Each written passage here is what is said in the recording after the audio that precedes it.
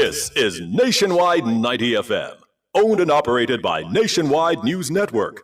We broadcast from our studios at 6 Bradley Avenue, Kingston 10, Jamaica. Transmitting on the FM 90 band.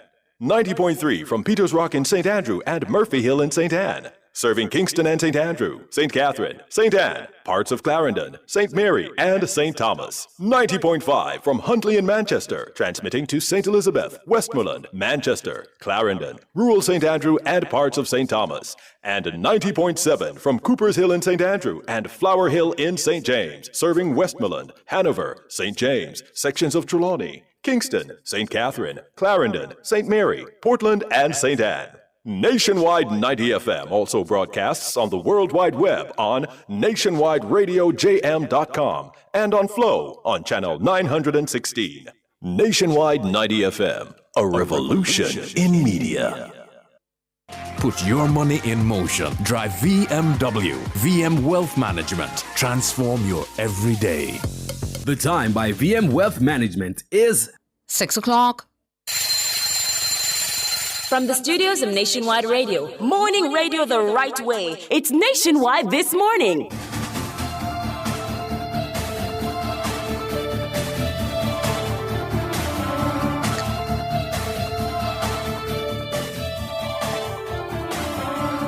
A very good morning to you. I'm Tawna Thomas. Coming up in the news at 6 for this morning, Tuesday, July 22, 2025.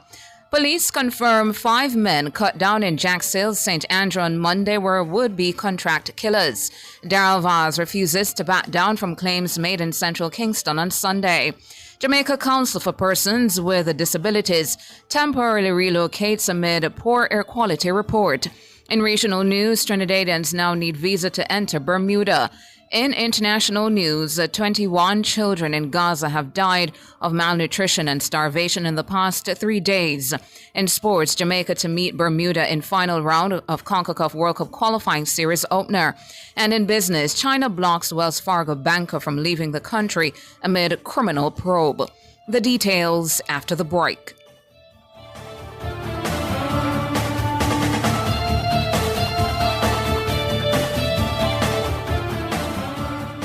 Taxi drivers, ready to start earning more money?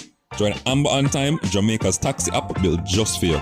0 commission in the first month, no catch. Plus get a free vehicle tracker to protect you and your ride. Stolen vehicle recovery and panic alarm response included. Download the Amber Captain app today and start driving. Or roll through to our office at 30 Westminster Road, Kingston and sign up on the spot. So whether you're the Kingston, Mobile, Ochi or anywhere else, work there. Come take advantage.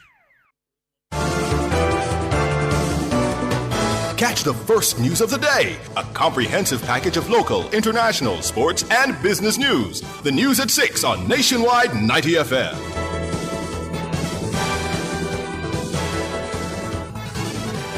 Now to the details. The 5 men who were fatally shot by the police on Jack's Hill Road in St. Andrew on Monday were in the process of carrying out a planned contract killing. That's according to information from the Jamaica Constabulary Force. However, the police, acting on intelligence, thwarted the plans of the armed men. The police have not yet released the identities of the deceased. Robian Williams tells us more. According to the police, around 12:40 p.m. on Monday, a team was acting on intelligence related to a murder plot when they arrived at a premises on Jack's Hill Road. Upon arrival, they reportedly came under heavy gunfire and responded in defense. When the gunfire subsided, 5 men were found suffering from gunshot wounds. They were later pronounced dead at hospital. 4 firearms, an M16 rifle, a shotgun, a Glock pistol, and a Taurus pistol were seized at the scene. No police were injured in the incident. Authorities believe a 6th man escaped during the operation. As investigations continue, the police are urging a man, Courtney Ashley, otherwise called Bloodstain, to immediately report to the Counterterrorism and Organized Crime Investigations Branch, CTOC. Members of the public with information that could assist in the investigation are encouraged to contact CTOC at 876-967-1389, Crime Stop at 311, the National Intelligence Bureau at 811, or the nearest police station. The deadly confrontation has rocked the upscale Jacks Hill community. Residents say they are still in shock following the sound of heavy gunfire just after noon. A longtime resident described it as unprecedented in her 19 years of living there. I heard multiple shots, rounds of shots, and based off my knowledge, some of them sound like they connect. This is Jacks Hill, community of Jacks Hill. Nothing like this has ever occurred before. Nothing of this sort has ever transpired here in this community. It is a bit shocking. While a 72-year-old gardener who was nearby said he had to take cover during the exchange. When I get nice and when I look, because some mango, I go pick up, and when I look, I just hear blah, blah, blah, blah, blah, blah, blah, and I have to run. Really have to run like thief. Then the boss come and say the block off here. So that's why I'm come out here now. Because I see movements, I see it look like a police. Working here for about 26 years. First, this is something like this. Because when me hear a gunshot, I say upscale community it is. So this is a normal thing. So it have to be police or something. But it's very scary. To be honest, very, very scary. And I could have get killed with these stray bullets. The matter was reported to the Independent Commission of Investigations, INDECOM, and the JCF's Inspectorate and Professional Standards Oversight Bureau, IPROBE. Robeanne Williams for Nationwide News. West Portland MP Darrell Vaz is dismissing calls to withdraw statements he made to the audience at the JLP's constituency conference in central Kingston on Sunday night. In reacting to several gunshots which disturbed the proceedings, at the time MP for the constituency Donovan Williams was on stage, Vaz vowed that the JLP would not be intimidated by the desperate attempts of those intent on derailing their bid to win the seat. The PNP have interpreted the comments as an attack on the party and say they have reported Vaz to the Office of the Political Ombudsman. But speaking on Nationwide at 5 on Monday, Vaz was unrepentant. Mahiri Stewart tells us more. This was Darrell Vaz's comments following the disruption of a JLP meeting due to the sounds of nearby gunfire. I see some laborites that go down the road and them say, boss, nobody go up there, no. The man, them a fire up a whole heap of shot. They say, oh, when I come close, I see a police car. I say, boss, be careful. I say, don't worry yourself, man. Let me tell you something. They are so desperate, Desmond, that they are prepared to do anything. But we not afraid of gunshot. No time at all. But it is a sign and a signal. Take sleep and mark death. The police have since stated that the shooting incident was not politically linked. In a release on Monday, PNP General Secretary Dr. Dayton Campbell says Mr. Vaz's premature comments were not only dangerous, but also inflammatory. Dr. Campbell says he should withdraw the comments. We've reported Minister Vaz to the Political Ombudsman. His conduct breaches standards of peace and fairness. It undermines our democracy.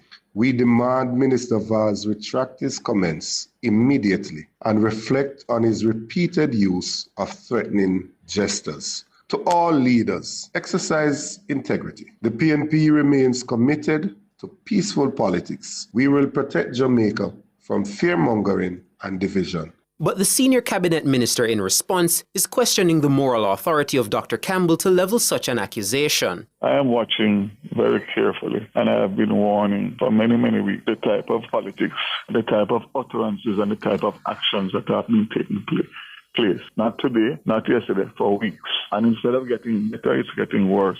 And the fact of the matter is that I'm very, very uncomfortable with the rhetoric on the PNP platform, who they bring on their platform, and more importantly, what is said on their platform, what is said off of their platform, and the recent incidents in relation to the buses that just came to Jamaica and was handed over. I'm watching a very, very careful trend, which I don't like. I made no mention last night of PNP in anything that I said. Zero. Minister Vaz says he made no claim that the PNP was involved in the shooting. It will be irresponsible of me to say that because I just came on the scene and I knew nothing.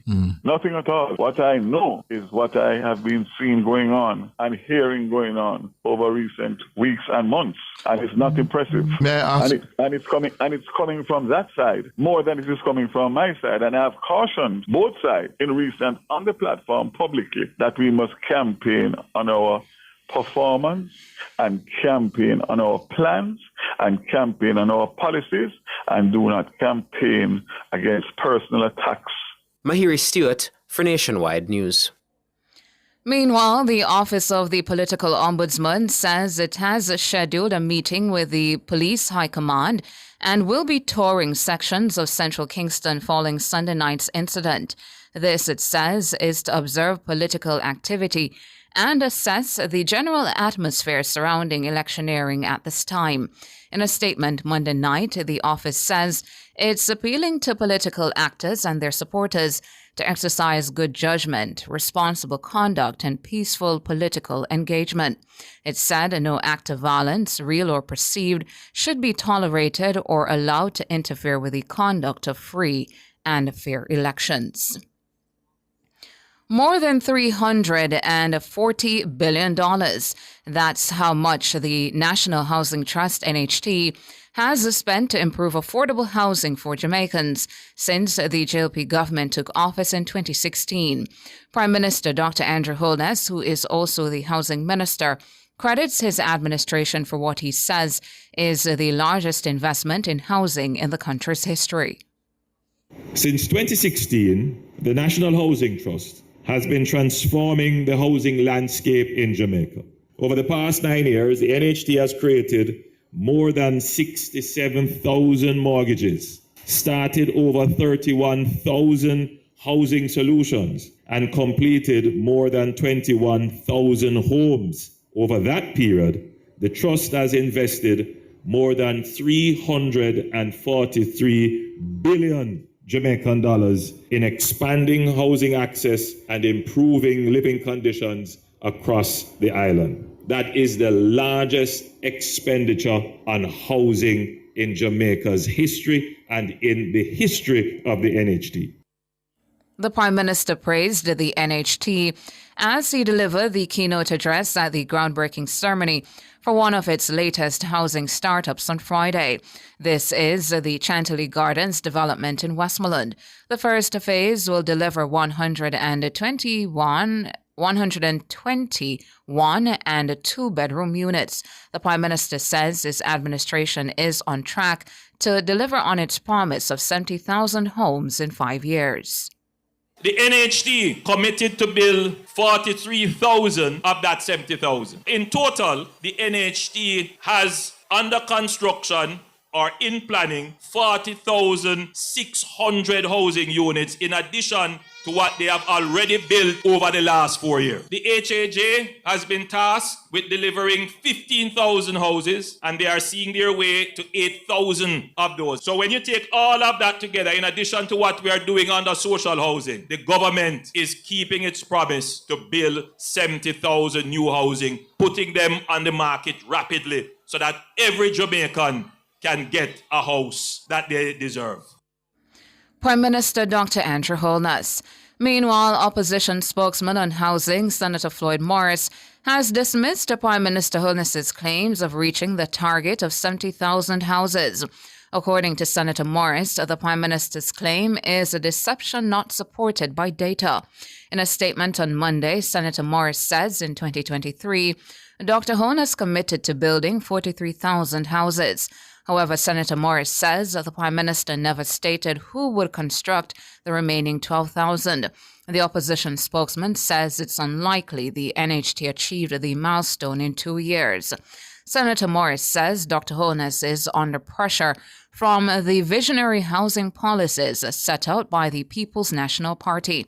He's calling on the Prime Minister to come clean to the Jamaican people on the matter. The Jamaica Council for Persons with Disabilities, JCPD, says its head office at 10 Ripon Road in St. Andrew will be temporarily relocated. The JCPD says all client services will be provided at 18 Ripon Road from Tuesday, July 22 to Thursday, July 24 from 9 a.m. to 3 p.m. It says that this is being done as part of ongoing efforts to enhance health, well-being, and improvement of its working environment. Nationwide News reported on Friday that an assessment by the Kingston and St. Andrew Health Department revealed a poor air quality, leaking roofs, and mold growth in the building housing the JCPD's head office. It also noted levels of carbon dioxide concentration, which exceeded the acceptable limit in at least one section of the building dedicated to client care and rehabilitation. Executive Director of the JCPD, Dr. Christine Hendricks, told our news center on Monday that the landlord is to be blamed for the poor state of the building. In the lease agreement, the landlord is responsible for some areas and we are responsible for others. Those that we are responsible for, we take care of that. We did our part in advising the landlord and kept indicating or saying to him that the property needs to be maintained. I can definitely say that the only thing that was left for us to do is handcuff the landlord and to take him up here and to ask and to insist that he does what he needs. We would have done every single thing, including meetings, including emails, including letters from not only myself or the HR, but to our legal officer almost every day or every other day. And Dr. Christine Hendricks, Executive Director of the JCPD. That's PNP President Mark Golding says he has been talking with investors who have expressed an interest in backing key projects should he form the next government. Golding was speaking to comrades at a PNP meeting in Hanover over the weekend. I have been meeting with investors. There is a lot of potential there. I'm not going to outline them now. But up to this morning, I had breakfast with some investors who had a wonderful series of plans, 20 projects integrated in areas where Jamaica has great potential, in health and wellness and in logistics. I'm not telling you any more than that. But we're not coming to government with empty hands. We're coming to government with plans. Mark Golding, PNP President. His comments come amid continued criticisms from the governing JLP that the PNP has no plans for the country. The PNP President says, on the contrary, the party's economic plans for the country are far advanced. These include access to beaches, better employment opportunities, equal pay, as well as policies for better transportation, housing, and education. And that's it for the local segment of the news. Up next, regional and international.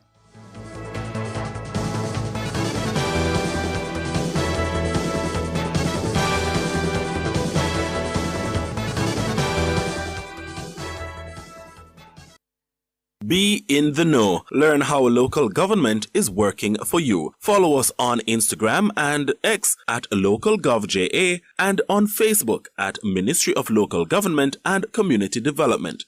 The time by the Ministry of Local Government and Community Development is 6:17. Spring into style with Unique Living. Upgrade your home with our extensive range of products. Get sleek shower panels, stylish vanities, LED and non-LED mirrors, plus kitchen sinks, closet solutions, ceiling fans, and more. Available in various finishes and sizes. Visit shop number 630 Dunrobin Avenue, Kingston 10. Call 876-755-3661 or visit our website at www.uniquelivingja.com. Don't wait to spring into style with Unique Living.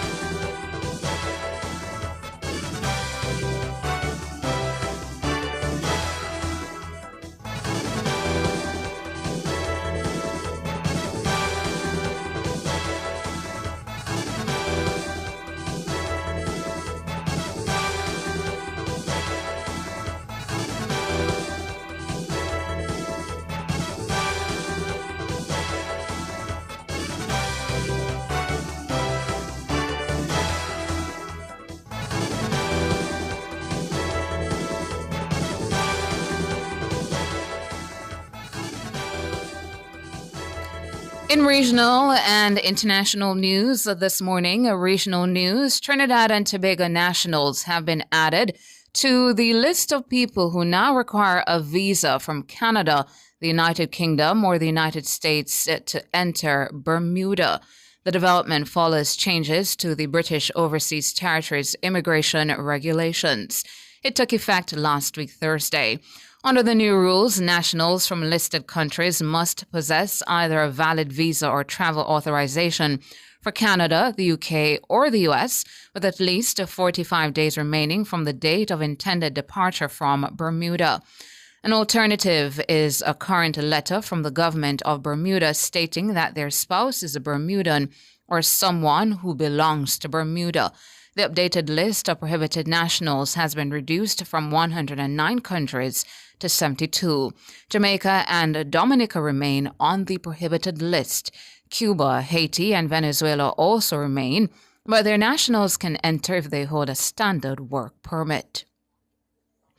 International, the director of Shifa Hospital in Gaza City, says 21 children have died of malnutrition and starvation across the territory in the past 72 hours.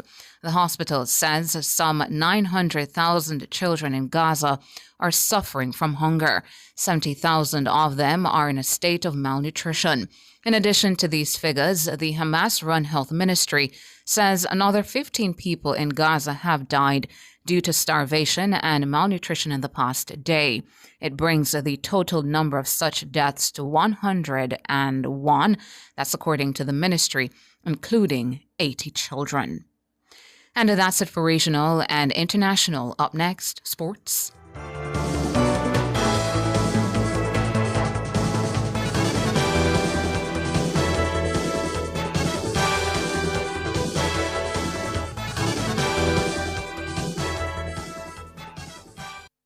Calling all businesses. Nationwide 90 FM's Back to School Fair is heading to Harmony Beach Park, Montego Bay on Saturday, August 9.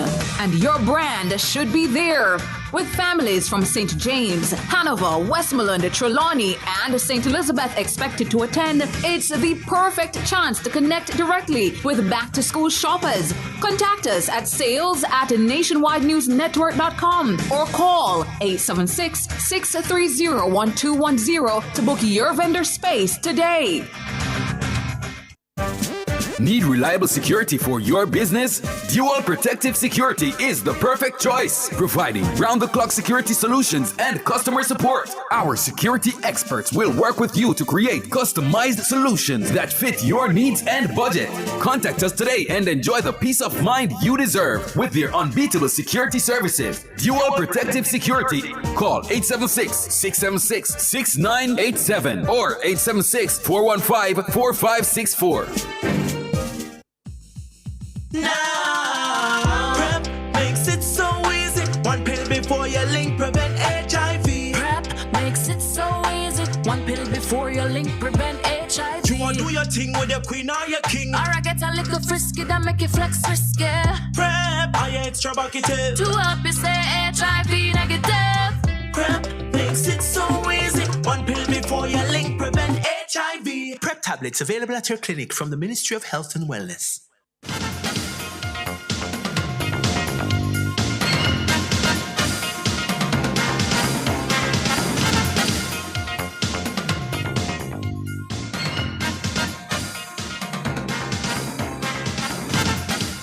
Time now for your morning sports. Jamaica will open their final round of CONCACAF World Cup qualifying series with an away game against Bermuda in Hamilton on September 5. 4 days later, they return home to face Trinidad and Tobago at the National Stadium on September 9. The series breaks until October 10, with the Reggae Boys on the road again, this time to face Curacao in capital city Willemstad. They're back at the National Stadium in Kingston for the return leg against Bermuda on October 14, before hitting the road for the second leg against Trinidad and Tobago in Port of Spain on November 13. The campaign comes to an end in Kingston on November 18 against Curacao. The winners of the group will qualify directly to the FIFA World Cup finals in the USA, Canada, and in Mexico in 2026. Group A will feature Panama, El Salvador, Guatemala, and Suriname. Meanwhile, Costa Rica, Honduras, Haiti, and Nicaragua will play from Group C. Kickoff times for the games will be announced at a later date. The final day of qualifiers will see all games starting simultaneously. Arnott Gardens will go into the semi-finals of the Jamaica Women's Premier League high on confidence following their 14-1 win over Real Mobay in the Jamaica Women's Premier League on the weekend. Shakira Douglas scored 6 for the Junglists, while Shawnee Johnson scored a double. Third place, Arnott will now take on second place Cavalier in semi-final day 1 on July 26. This will be the third time both teams will meet this season, with the previous two games ending in a draw. Coach of Arnott, Garnet Lawrence, believes that the teams are evenly matched. The team that we played twice and we have drawn twice with them, they're a very good team. I mean, the top 4 team, as you know, is very good right now in the league. It's on the day. We have to get it right, get the moments right, get the marking right and the attacking right. We have to eliminate their attacking power. I think it's one of their element strength in their team, and we have to try to outscore them. If they're scoring, we're going to have to try and outscore them. Lawrence says his players can handle pressure. One of the things that I did, I watched their body language after the game, and it was really good. They weren't overhyped. They weren't over-celebrated. We are grounded. We're level-headed. We have a captain and a lot of leaders on the team that is very experienced, and they are keeping them grounded and ready for the upcoming games. Garnet Lawrence, champions of Fraser's Whip and Los Perfectos, will play in the other semi-final. Vice President of the J3As, Ian Forbes, believes that the administration and by extension the country's track and field lovers can breathe a sigh of relief for now as the men's 4x100 meters relay team placed themselves in a solid position to qualify for the upcoming World Championships in Tokyo, Japan. We were disappointed earlier that we had failed to qualify at the World Relays due to circumstances which were beyond our control. We had an injury, and that pretty much caused us non-qualification at that time. So we're very elated that this group of athletes would have gone there, acquitted themselves pretty well, ran a pretty decent time. Jamaica's quartet of Rohan Watson, Oblique Seville, Kadrian Goldson, and Kishane Thompson clocked 37.80 to place the country in 15th position. The top 14 teams will have already secured their spots at the upcoming games, leaving the next 2 fastest by the August 24th deadline to complete the relay field. And that's it for your morning sports.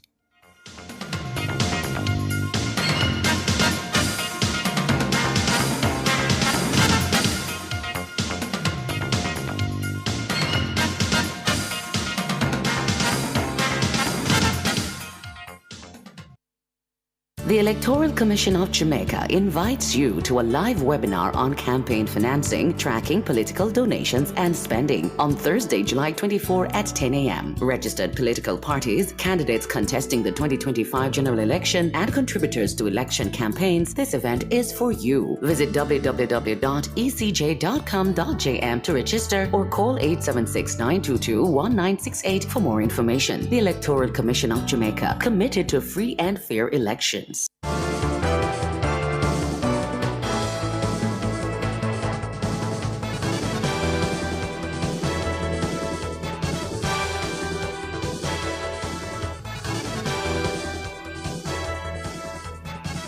In business this morning, a Wells Fargo banker has been blocked from leaving China due to a criminal matter. That's according to the country's foreign ministry. A ministry spokesman told a press briefing in Beijing on Monday that Chen Yumao is involved in a criminal case currently being handled by Chinese law enforcement authorities and is subject to exit restrictions in accordance with the law. It is not known when the ban was imposed or the exact nature of the case. In the wake of the ban, the bank, which has had one branch in Shanghai since 2005 and another in Beijing since 2015, decided to suspend all travel to China, a source familiar with the matter told Reuters news agency.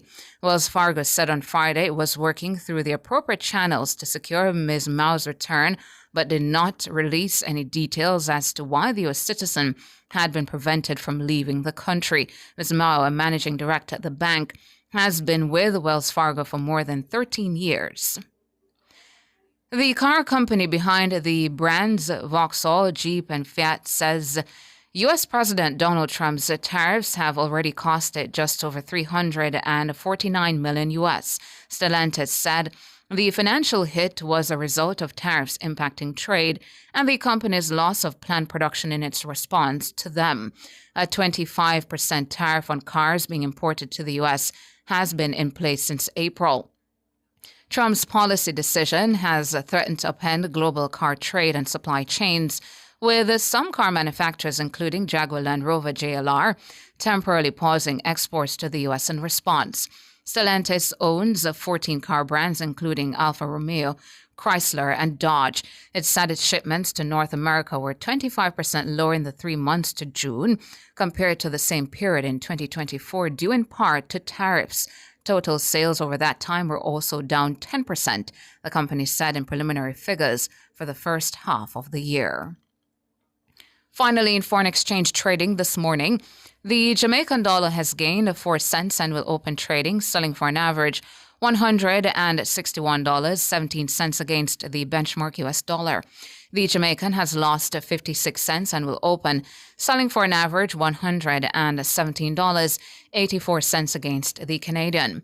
And finally, the Jamaican has gained $2.02 and will begin trading for an average $215.04 against the British pound. That's it for business this morning.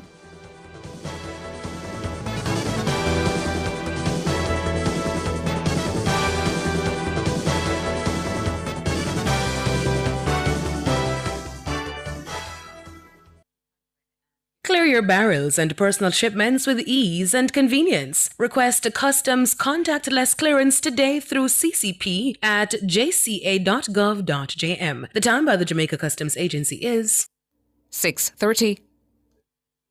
Are your devices accurate? Are they calibrated? Even small errors can lead to big problems. That's why Jamaicans trust the Bureau of Standards Jamaica. From food to fuel, health to hardware, our metrology and testing division provides world-class calibration and measurement services to keep your devices precise and your business meeting global standards. Whether you're weighing goods, monitoring temperature, or relying on the accuracy of devices, we get it right every time. Our advanced equipment and experts help you move with confidence. Call 876-618-1534 or visit bsj.org.jm.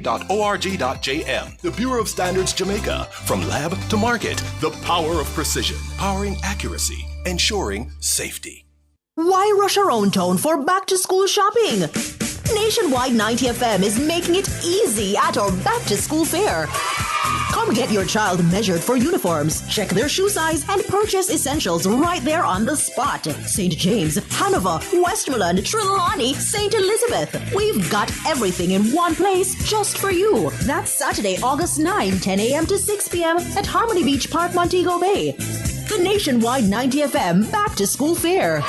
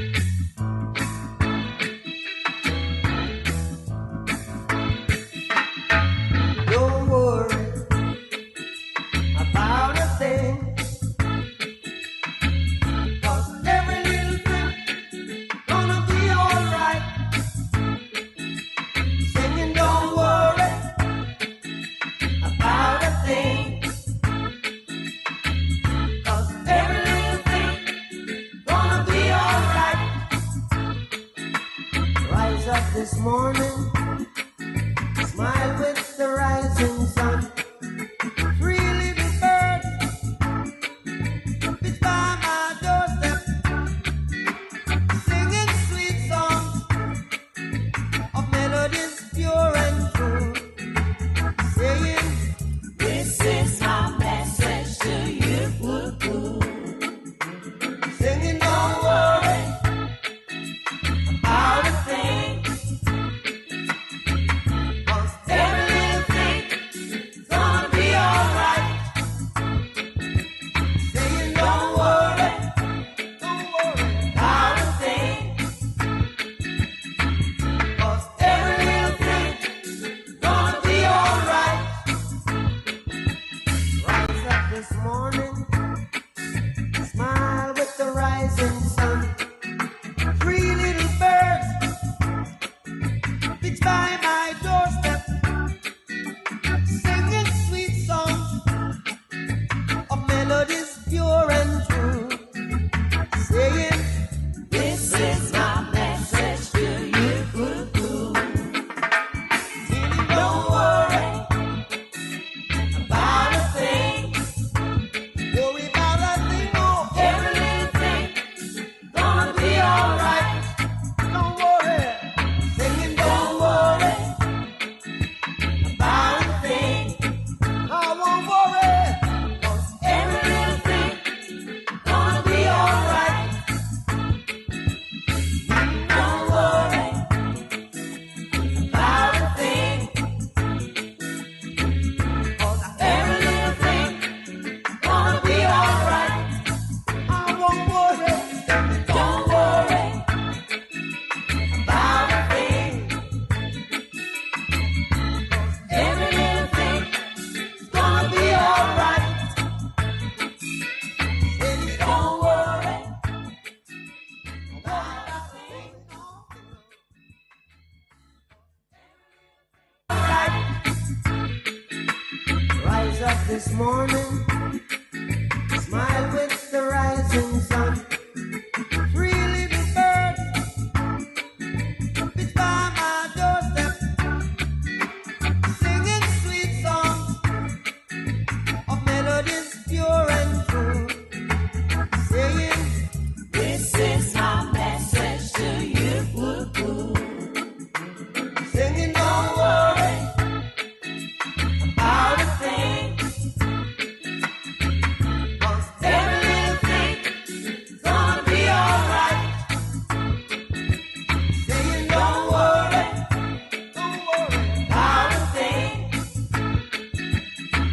'cause every little thing's gonna be alright.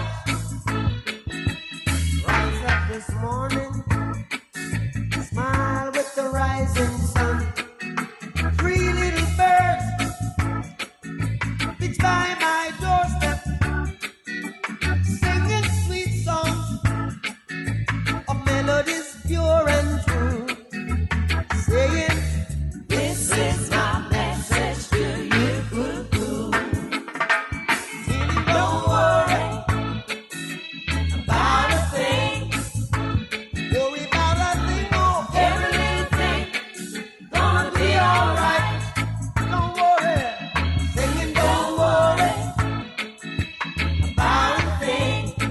I won't worry, 'cause every little thing gonna be alright. Don't worry. A very good morning to you. Good morning to you. You're tuned in to Nationwide This Morning, NTM. Thank you so much for coming on over and joining us in the space. The space, of course, is Nationwide 90 FM Live 2. That's our YouTube channel. Good morning to our friends out there in Radioland, always on the 90.3.5.7.9 band. And hello to our friends on the app joining us from the website. Good morning to you. Happy Tuesday. It is Tuesday, July 22, 2025. I'm Tona Thomas. Good morning, Tona. Good How are you? morning. I'm good. How are you? Nice. Good. I saw someone in the chat asking who late this morning. Oh. We're never late, man. Yeah. We just had some equipment adjustment Nobody going is on. late. Nobody is late. We're there from morning. Big up to all and good morning to all of the people in the YouTube chat. A lot of you here. A lot of you sending good morning to each and every one. Yeah. I remember years ago, the great Ed Barnes walked into our office when we were at Manningsville Road. Mhm. So Ed normally just wear regular pants and like him jeans. Or Ed is a neat man, you know. So I'm always tucking him shirt and him jeans and thing. Yeah. So one day Ed comes up there in a suit, very rare. Man coming, man, spiffy. He has Parliament. No Parliament. So I trouble him there. I say, Sir B, Mm-hmm. how you just up I go? You know, Ed's voice is distinctive and deep. Ed say, when they left me alone, man, I got a family coat. What? You know, I got a family coat, but Yeah. we laugh at it, man. That was a good one. I got a family coat. There are certain places when Jamaicans are going, they put on their Sunday best. Yeah, man. Yeah. But I'm have to run out of the office because we trouble him merciless, man. Because we say, no, Bridget, I must up with you. I go for you, dress up, so. When you see Jamaicans dress up neatly, you say, hey, where you going? Embassy? Yeah, that's like, I go visa. Where you going, man? Embassy? But on my mind this morning, we carried that story yesterday in our 5 p.m. bulletin, but a lot of you would have been interacting with the content from perhaps Sunday. So the derogatory tweets made to Belfield Council Mario Mitchell's ex-account, I think, George, they are a reminder of how important it is for all politicians, everybody in general, to be very keen stewards of their social media accounts. The people who you represent, and by extension, the rest of us, do not see your handlers and team members when posts are made to your social media. We see you. And when there are disrespectful engagements with your accounts and Jamaicans online, it isn't your team members and your handlers who are disrespecting them. It's you. Yes. Understandably, many who interacted with the account believe they're interacting with the political representative. When I speak to you, George, I think that George is responding to me. Yes. When I interact with a politician's account, I think many a times that the politician is interacting with me. Not speaking of, for example, the prime minister or the opposition leader. In many instances on those accounts, most people believe that they are handlers. Yes. But other politicians on the lower scale, we believe that the politicians themselves are interacting with us. And understandably, sensibilities were disturbed Saturday when the account posted at 9:14 Saturday night a photo of a freshly paved roadway with the caption, "New Road Number 14 since elected." And the sensibilities of those who faced the distasteful and offensive comments and others who began interacting with the posts, they were sharing it, they were talking about it, and folks asked, what were, to my mind, George, reasonable questions in relation to the roads, including inquiries about the absence of drains and asphalt layering. What would have been reasonably expected from the handlers was to bring it to the attention of the council and begin a respectful interaction or dialogue. Instead, what persons got were laughing emojis and utterances such as, "Check your mom. Like her, they run deep and wide, and to everyone." And another said, "Running on me and think I'm going to stay quiet. You have a next guest coming. My freedom of speech right will ensure you get a healthy and hearty SYM." A lot of people out there know what SYM stands for in modern day. I won't repeat what it says here. But as we reported in our newscast yesterday, it's a shortened form of a 3-word slur that ends with mother, for Jamaicans using patois, mother. And all weekend, this was left to fester, and it was apparently after our report yesterday in our major newscast, George, that Councillor Mitchell got wind of what was happening on his X account. Now, he issued, for me, a welcomed apology that captures sincerity. And it said, "I recently became aware of deeply inappropriate responses posted from my social media account. These posts were made by a member of my team without my review or approval. I take full responsibility for the content shared in my name. The individual involved has been suspended, and I'm reviewing internal protocols to ensure this does not happen again. I unreservedly apologize to all who were offended. The remarks do not reflect my values, my principles, or the professional standards I strive to uphold. Respectful dialogue, especially in the public space, must remain a priority. Thank you for holding me accountable. A fitting way, I believe, to address what was most unfortunate on his account for about 3 days. And you all will have to make of that apology what you will. Mitchell, like other political representatives, must always be mindful of how they'll be perceived and protect their office and name vigorously. Political representatives are the standard bearers, and every post made is being scrutinized, and some people, even after apologies and apologia, hold grudges. So it must be the aim to get it right with citizens and guard their office. Finally, I do expect now, George, that Councillor Mitchell will appear in his own capacity this time on X and engage with those who had asked reasonable questions about the latest work in his constituency. It would be another sign of repairing the damage done by his team member, who he says has now been suspended. Well, I can tell you that when I read the tweets, well, I almost said I'm going to be honest. I always am in this chair. But when I read the tweets, first, two things came to my mind. One, I thought that whoever posted them was female. Mm-hmm. Based on how the thoughts were expressed, it came like it appeared as if it came from the mind of a very sharp female. That's one. So I had my doubts about whether he posted them or not. Yes. And then two, the quality of the retorts from the Mitchell X account. I thought that, this is Mario Mitchell, because they were sharper than I thought his capacity would enable him to do. Mm-hmm. If you understand what I'm saying. Mm-hmm. Yeah? So I was, Mr. Mitchell, there's a side of you I from your public utterances that I didn't capture. Because I'm saying this is... So I read, but there was a lingering thing in my mind that, no man, this is not him. Because, again, the sharpness of the retort, that's not the standard I get from him when I watch him in the Manchester Municipal Corporation. Yes. And it just seemed to me like something a waspish female would say, to tell the truth. Yeah, when I read them as well, I had my questions too about whether he had posted these.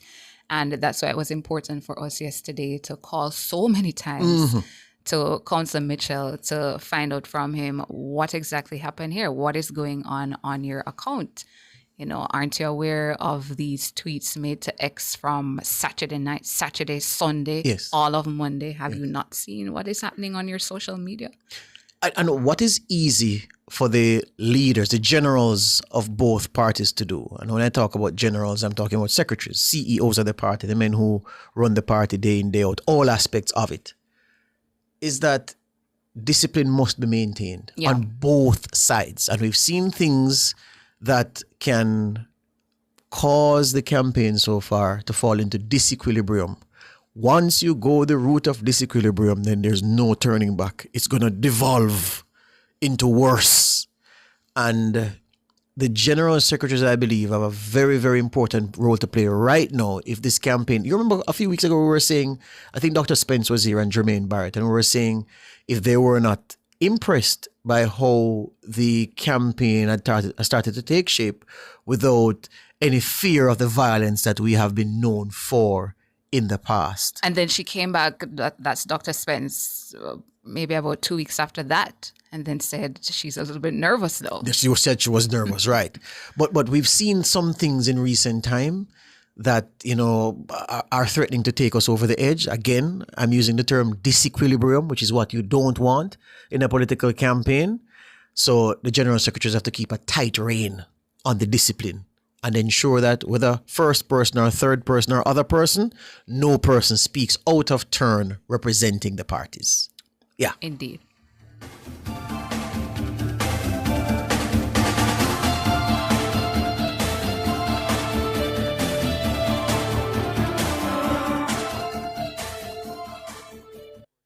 It's This Morning on Nationwide 90 FM. The time is 6:48.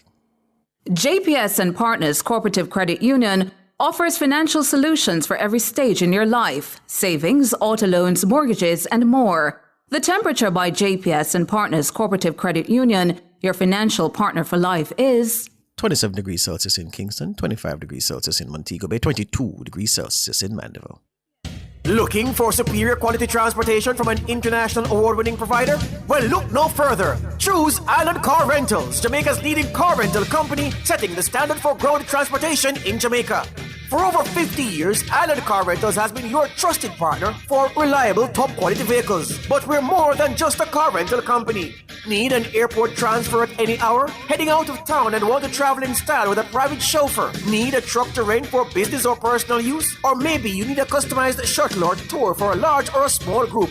Whatever your transportation need, Island Car Rentals has you covered. Call us today at 876-926-8012 or 876-929-5875 or visit www.islandcarrentals.com to book your next trip. Because Island people take better care of you. For all your electrical needs, visit ABC Electrical Sales. They stock a wide variety of electrical supplies, including plugs, switches, panel boards, and conduits, plus energy-saving fixtures. ABC Electrical Sales stocks brands like GE, Siemens, Philips, Cutler Hammer, and Allen Bradley. They also offer free island-wide delivery just to suit your needs. Visit them at Shop 8, Hagley Park Plaza, Kingston 10, or call 876-754-3714-5 or 876-754-3825-8. ABC Electrical Sales, for a better choice in the electrical business.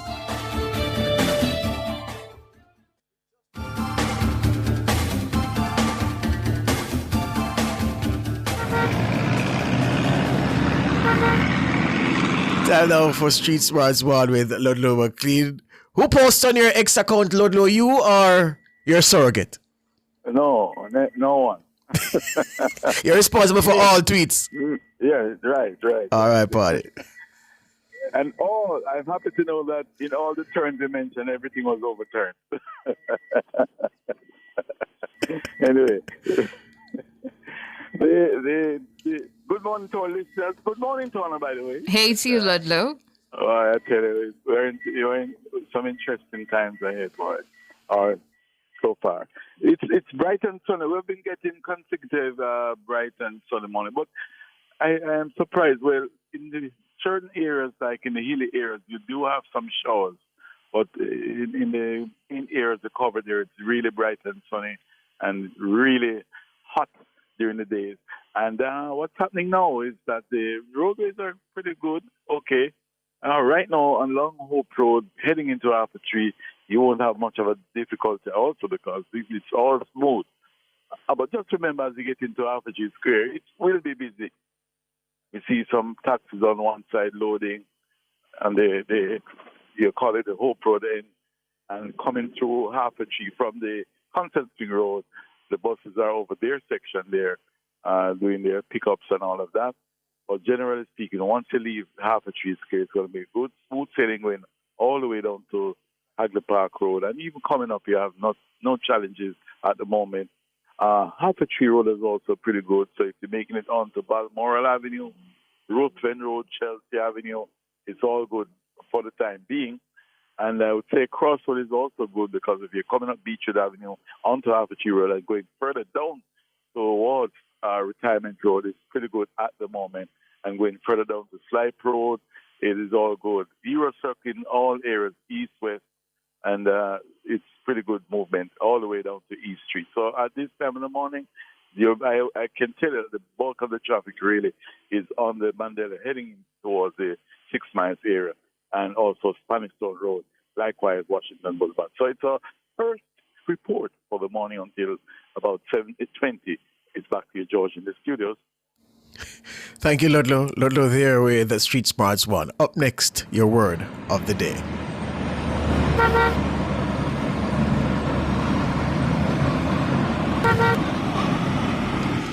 Your word of the day is spelled EXCULPATORY, spelled EXCULPATORY. Exculpatory. Exculpatory. Exculpatory. Exculpatory is your word of the day, and it's an adjective meaning tending to clear from a charge of fault or guilt, tending to clear from a charge of fault or guilt. And dictionary.com is telling us that the word was first recorded between 1770 and 1780. To use exculpatory in a sentence, the defense attorney argued that the new witness's testimony was exculpatory, proving his client's innocence. Exculpatory is your word of the day, meaning tending to clear from a charge of fault or guilt. You never did the real word of the day, you know. You want me to do it? Your word of the day is spelled SYM. Oh my goodness. We're going to go to our features. Yes, can we have the meaning? Mr. King, you play the meaning. Can we have the meaning? The origin? What's the origin? The origin, it first appeared in the year 1494. And Mr. Davis, I do not want you to use SYM in a sentence. Yes. No, of course I can.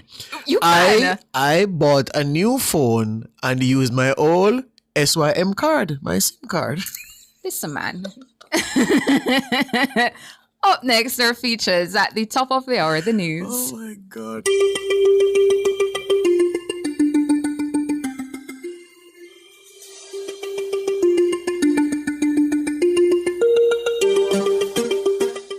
Guava is an impressive nutritional powerhouse packed with antioxidants, vitamin C, potassium, and fiber.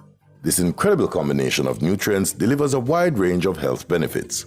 On Food for Thought today, we're slicing into one of nature's overachievers, guava, and uncovering why it deserves a place in your diet.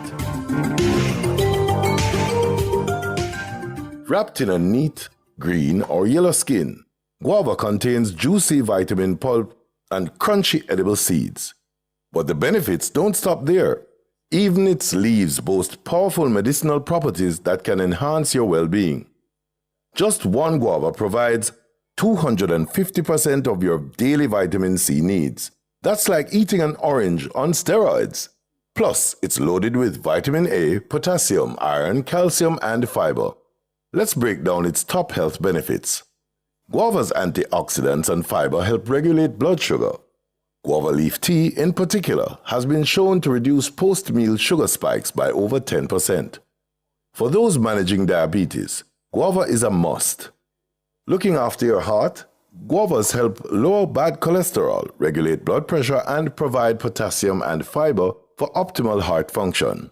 Plus, their antioxidants protect against free radical damage. Ladies, take note. Guava leaf extract has been found to significantly reduce menstrual cramps thanks to its powerful anti-inflammatory properties. A natural remedy, no pharmacy trip required.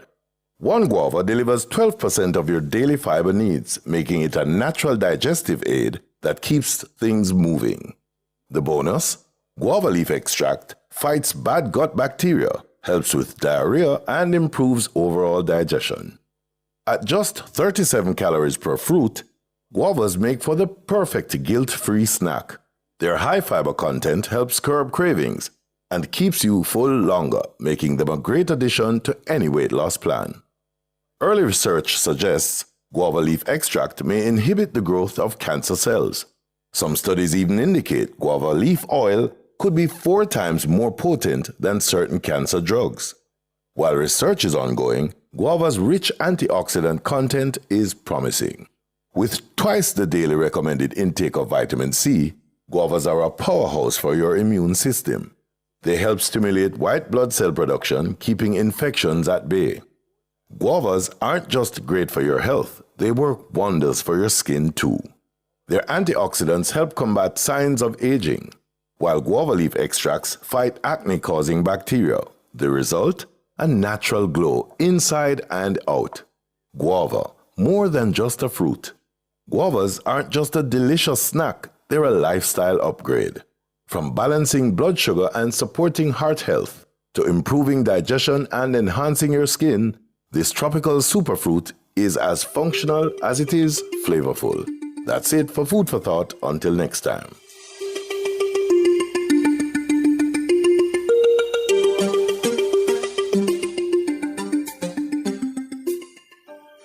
Fearless and fair. Nationwide 90 FM. Having issues cleaning, storing, and securing your jewelry? I'm Tana, and today on Lifestyle Pages, we share some useful tips on how to clean, store, and secure your jewelry. The best way to untangle a necklace is to sprinkle it with a little baby powder, but be careful not to use too much. Once you've applied the powder, use your hands to gently pull it apart, then use a pin to finish the job. You no longer need your significant other to wear your favorite bracelet. Take a large paper clip and unfold it so it looks like the shape of an S. Hook one side onto the jump ring of the bracelet and hold the other side of the S with your fingers. Take your free hand and wrap the bracelet around to fasten it. Clean dirty gold jewelry with a simple solution. Mix a mild dishwashing detergent with club soda. Let that stand for about 10 minutes, then remove and pat dry with a lint-free cloth. I'm Tana, and those were your Lifestyle Pages.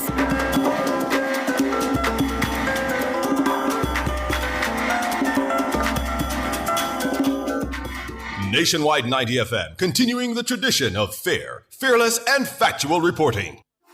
Jamaica, let's make road safety a priority. Slow down, stay focused. Remember, every life matters. The time brought to you by the JIS is...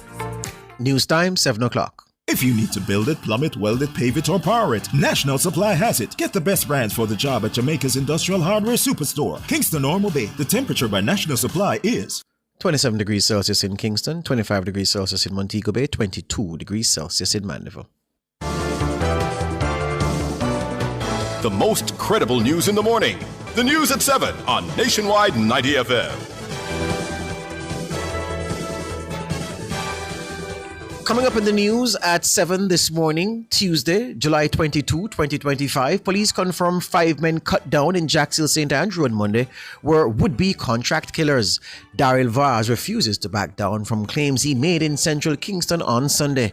And the political ombudsman to tour Central Kingston constituency following reports of gunfire during JLP's constituency conference. While in international news, 21 children in Gaza have died of malnutrition and starvation in the past 3 days.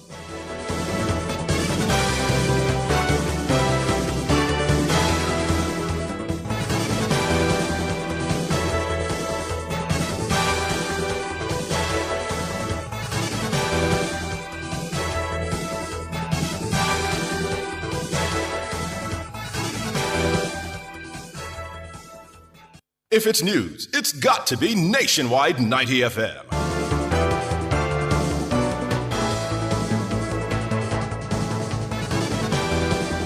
Now to the details.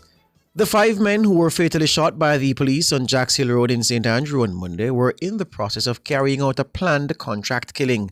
That's according to information from the Jamaica Constabulary Force. However, the police, acting on intelligence, thwarted the plans of the heavily armed men. The police have not yet released the identities of the deceased. Robian Williams tells us more. According to the police, around 12:40 p.m. on Monday, a team was acting on intelligence related to a murder plot when they arrived at a premises on Jackshill Road. Upon arrival, they reportedly came under heavy gunfire and responded in defense. When the gunfire subsided, 5 men were found suffering from gunshot wounds. They were later pronounced dead at hospital. 4 firearms, an M16 rifle, a shotgun, a Glock pistol, and a Taurus pistol were seized at the scene. No police were injured in the incident. Authorities believe a 6th man escaped during the operation. As investigations continue, the police are urging a man, Courtney Ashley, otherwise called Bloodstain, to immediately report to the Counterterrorism and Organized Crime Investigations Branch, CTOC. Members of the public with information that could assist in the investigation are encouraged to contact CTOC at 876-967-1389, Crime Stop at 311, the National Intelligence Bureau at 811, or the nearest police station. The deadly confrontation has rocked the upscale Jacks Hill community. Residents say they are still in shock following the sound of heavy gunfire just after noon. A longtime resident described it as unprecedented in her 19 years of living there. I heard multiple shots, rounds of shots, and based off my knowledge, some of them sound like they connect. This is Jacks Hill, community of Jacks Hill. Nothing like this has ever occurred before. Nothing of this sort has ever transpired here in this community. It is a bit shocking. While a 72-year-old gardener who was nearby said he had to take cover during the exchange. When I hear nice and when I look, because some mango, I go pick up, and when I look, I just hear blah, blah, blah, blah, blah, blah, blah, and I have to run. Really have to run like thief. Then the boss come and say the block off here. So that's why I'm come out here now. Because I see movements, I see it look like a police. Working here for about 26 years. First, this is something like this. Because when me hear a gunshot, I say upscale community to this. So this is a normal thing. So it have to be police or something. But it's very scary. To be honest, very, very scary. And I could have get killed with these stray bullets. The matter was reported to the Independent Commission of Investigations, INDECOM, and the JCF's Inspectorate and Professional Standards Oversight Bureau, IPROBE. Robianne Williams for Nationwide News. West Portland MP Daryl Vaz is dismissing calls to withdraw statements he made to the audience at the JLP's constituency conference in central Kingston on Sunday night in reaction to several gunshots which disturbed the proceedings.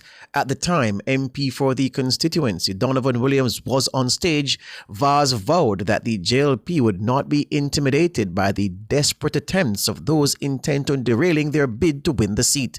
The PNP have interpreted the comments as an attack on the party and say they've reported Vaz to the Office of the Political Ombudsman. But speaking on Monday on Nationwide at 5, Vaz was unrepentant. Mahiri Stewart tells us more.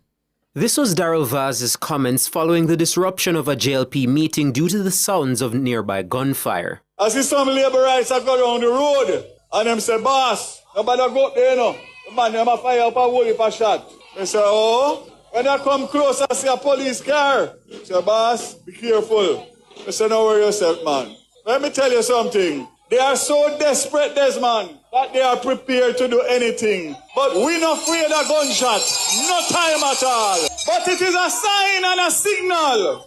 Take sleep and mark death. The police have since stated that the shooting incident was not politically linked. In a release on Monday, PNP General Secretary Dr. Dayton Campbell says Mr. Vaz's premature comments were not only dangerous, but also inflammatory. Dr. Campbell says he should withdraw the comments. We've reported Minister Vaz to the political ombudsman. His conduct breaches standards of peace and fairness. It undermines our democracy.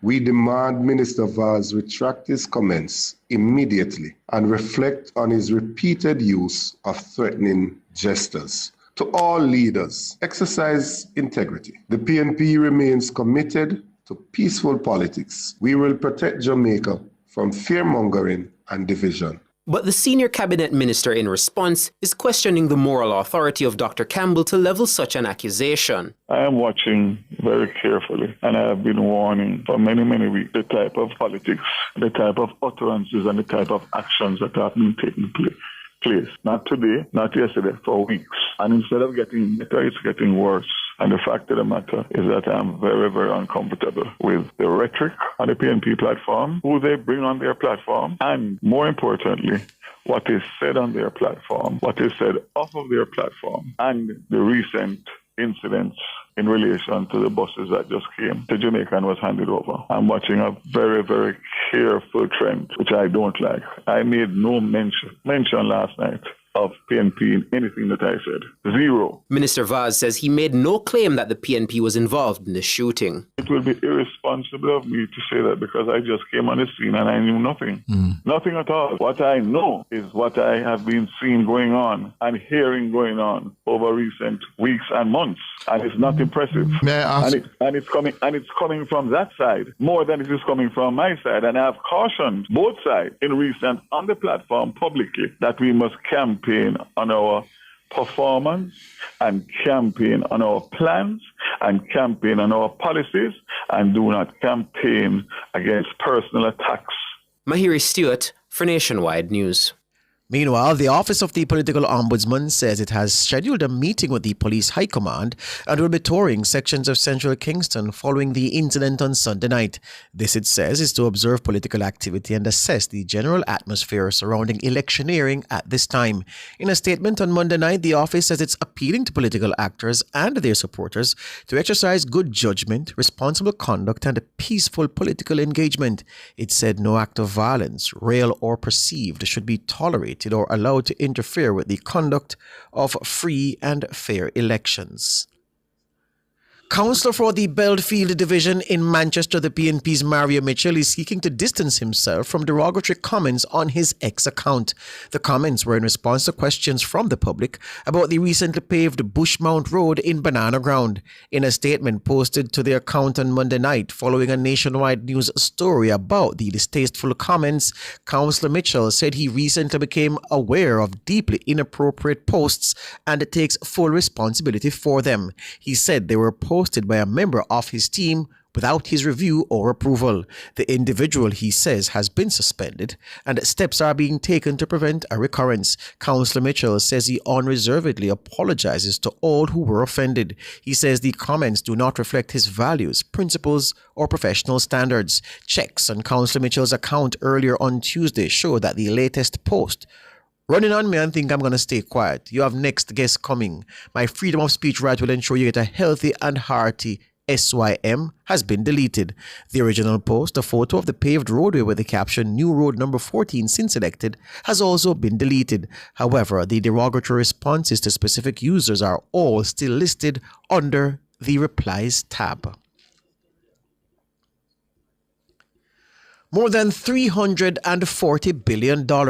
That's how much the National Housing Trust has spent to improve affordable housing for Jamaicans since the JLP government took office in 2016. Prime Minister Dr. Andrew Holness, who's also the housing minister, credits his administration for what he says is the largest investment in housing in the country's history. Since 2016, the National Housing Trust has been transforming the housing landscape in Jamaica.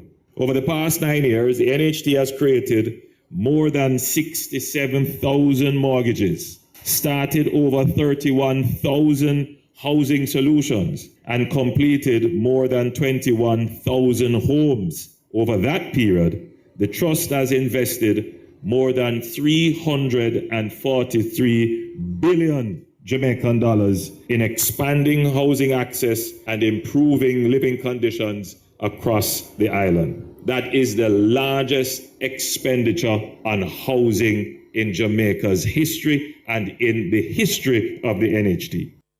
The Prime Minister praised the NHT as he delivered the keynote address at the groundbreaking ceremony for one of its latest housing developments on Friday. That is the Chantilly Gardens development in Westmoreland. The first phase will deliver 121 and 2-bedroom units. The Prime Minister says his administration is on track to deliver on its promise of 70,000 homes in 5 years. The NHT committed to build 43,000 of that 70,000. In total, the NHT has under construction or in planning 40,600 housing units in addition to what they have already built over the last 4 years. The HAJ has been tasked with delivering 15,000 houses, and they are seeing their way to 8,000 of those. So when you take all of that together, in addition to what we are doing under social housing, the government is keeping its promise to build 70,000 new housing, putting them on the market rapidly so that every Jamaican can get a house that they deserve. Prime Minister Dr. Andrew Holness. Meanwhile, opposition spokesman on housing, Senator Floyd Morris, has dismissed the Prime Minister's claims of reaching the target of 70,000 homes. According to Senator Morris, the Prime Minister's plan is a deception not supported by the data. In a statement on Monday, Senator Morris says in 2023, Dr. Holness committed to building 43,000 homes. However, he says the Prime Minister never stated who would construct the remaining 12,000. The opposition spokesman says it's unlikely the NHT achieved the milestone in 2 years. He says Dr. Holness is under pressure from the visionary housing policies set out by the PNP. He's calling on the Prime Minister to come clean to the Jamaican people on the matter. The Jamaica Council for Persons with Disabilities, JCPD, says its head office at 10 Ripon Road in St. Andrew will be temporarily relocated. It says all client services will be provided at 18 Ripon Road from Tuesday, July 22 to Thursday, July 24 from 9 a.m. to 3 p.m. It says this is being done as part of ongoing efforts to enhance health, well-being, and improvement of the working environment. Nationwide News reported on Friday that an assessment by the Kingston and St. Andrew Health Department revealed poor air quality, leaking roofs, and mold growth in the building housing the JCPD's head office. It also noted levels of carbon dioxide concentration which exceeds the acceptable limit in at least one section of the building dedicated to client care and rehabilitation.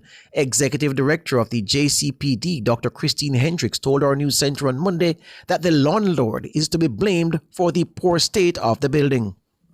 In the lease agreement, the landlord is responsible for some areas and we are responsible for others. Those that we are responsible for, we take care of that. We did our part in advising the landlord and kept indicating or saying to him that the property needs to be maintained. I can definitely say that the only thing that was left for us to do is handcuff the landlord and to take him up here and to ask and to insist that he does what he needs. We would have done every single thing, including meetings, including emails, including letters from not only myself or the HR, but to our legal officer, almost every day or every other day.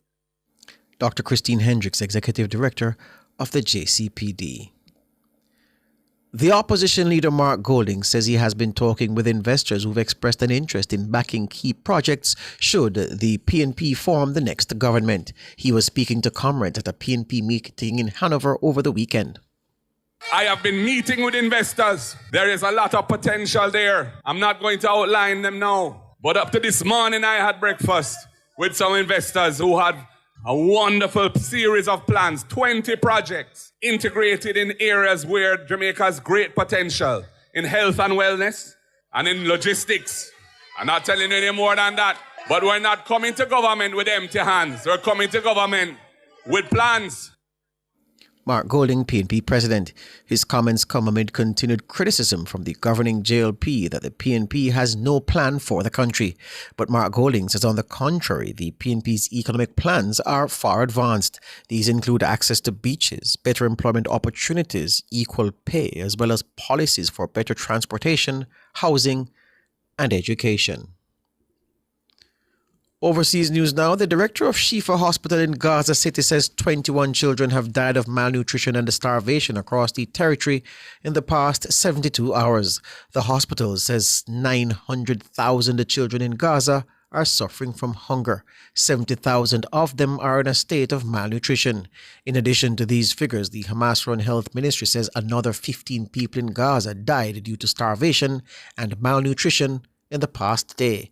It brings the total number of such deaths to 101, including 80 children. That's the news.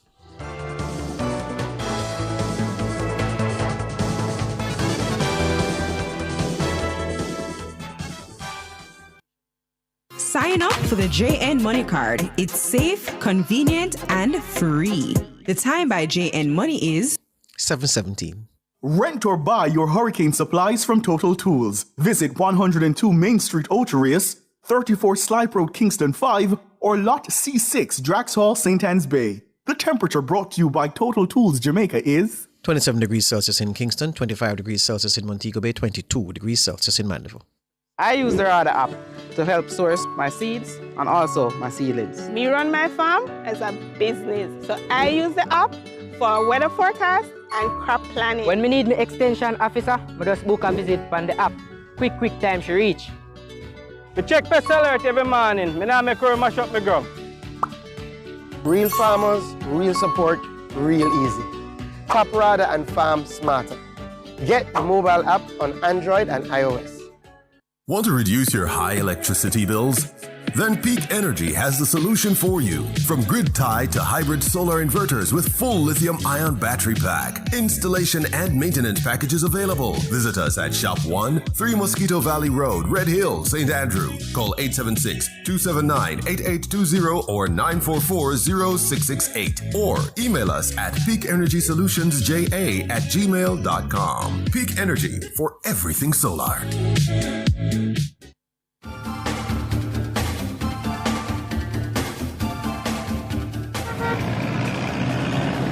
Time now for Street Smarts 2 with Ludlow McLean. Good morning, Ludlow.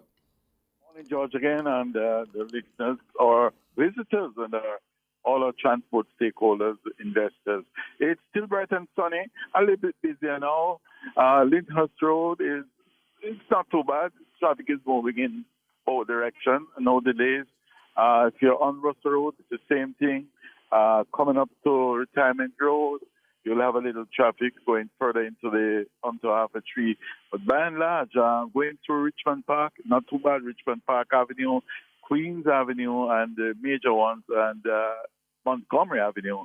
It's really moving good at this particular point.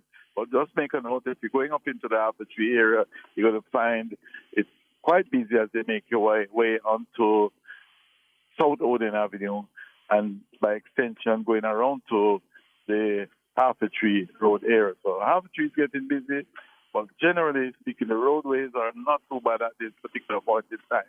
All right, so it's our second report. As usual, we ask you to lane properly, make proper use of your dual carriageway. You keep left, pass right if you need to overtake. All right, and you can't be in that right lane driving at speed below the speed limit. All right, so until tomorrow morning, 6:45 a.m. George, it's back to you in the studios. Thank you, Ludlow. Ludlow there with Street Smarts 2. Up next, Front Page.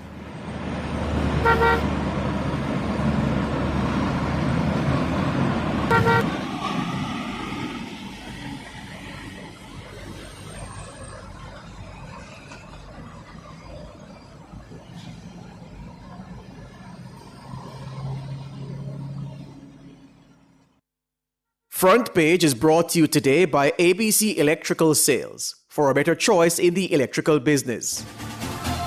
For all your electrical needs, visit ABC Electrical Sales. They stock a wide variety of electrical supplies, including plugs, switches, panel boards, and conduits, plus energy-saving fixtures. ABC Electrical Sales stocks brands like GE, Siemens, Philips, Cutler Hammer, and Allen Bradley. They also offer free island-wide delivery just to suit your needs. Visit them at Shop 8, Hagley Park Plaza, Kingston 10, or call 876-754-3714-5 or 876-754-3825-8. ABC Electrical Sales, for a better choice in the electrical business.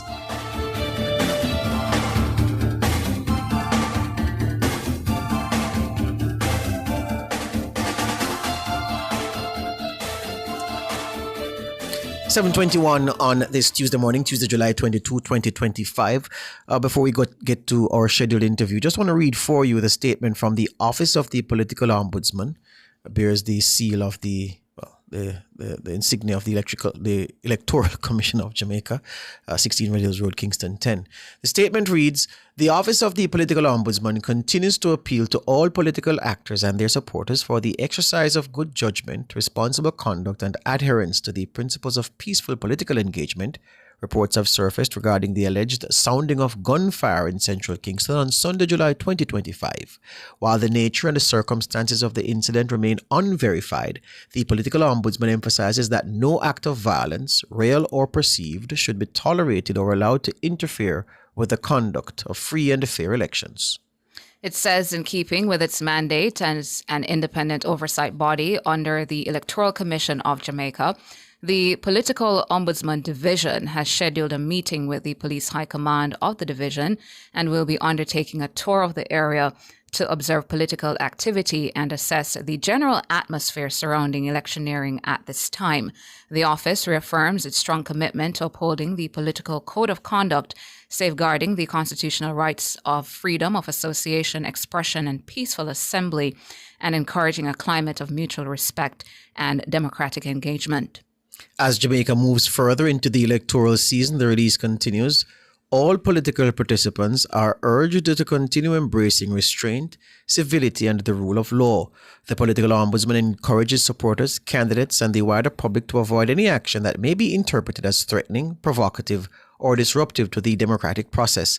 The office remains committed to fostering an environment of peace and accountability and urges all relevant authorities to continue monitoring developments as necessary.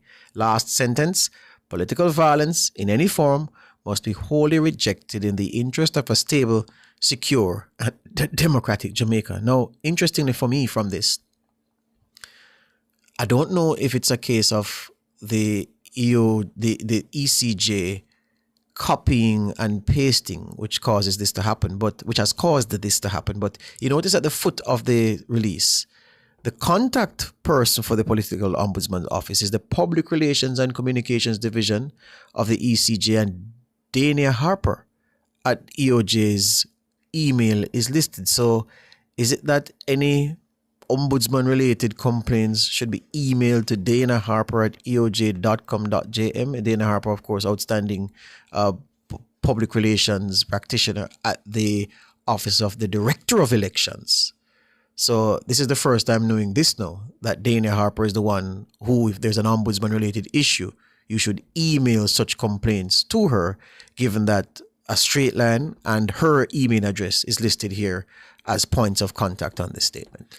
I wonder, or as you said, if it's just a copy and paste thing, because there was somebody who was announced as a liaison officer. Who should field queries from the public. Right. So, I don't know. Yeah. They should have listed that person as well, because it won't be just the political representatives who have complaints. You have citizens who will have complaints too. And press releases like these also make their way onto the ECJ's social media platforms. People see this, they reach out. Well, I suppose Dana would but direct them. But Dana have enough work to do. I'm just saying, I don't know. And it seems strange to me because, as you said, there was a person who was, I don't want to say paraded before the public, but presented to the public as this person is the point of contact. No mention of that person here, no contact information. It's Dana Harper, whose email is listed as the point of contact. So the public, you can use that because that's what the release says you're to use.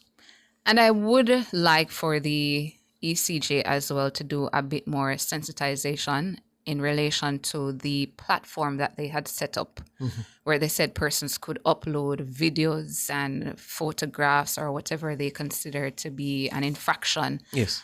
They could upload that content so that they could go on to investigate. I'd like for them to do a bit more public education around that as well. But turning our attention now to our scheduled discussion for this morning in relation to that incident in Jacks Hill yesterday. The 5 men who were fatally shot by the police on Jacks Hill Road in St. Andrew on Monday were in the process of carrying out a planned contract killing.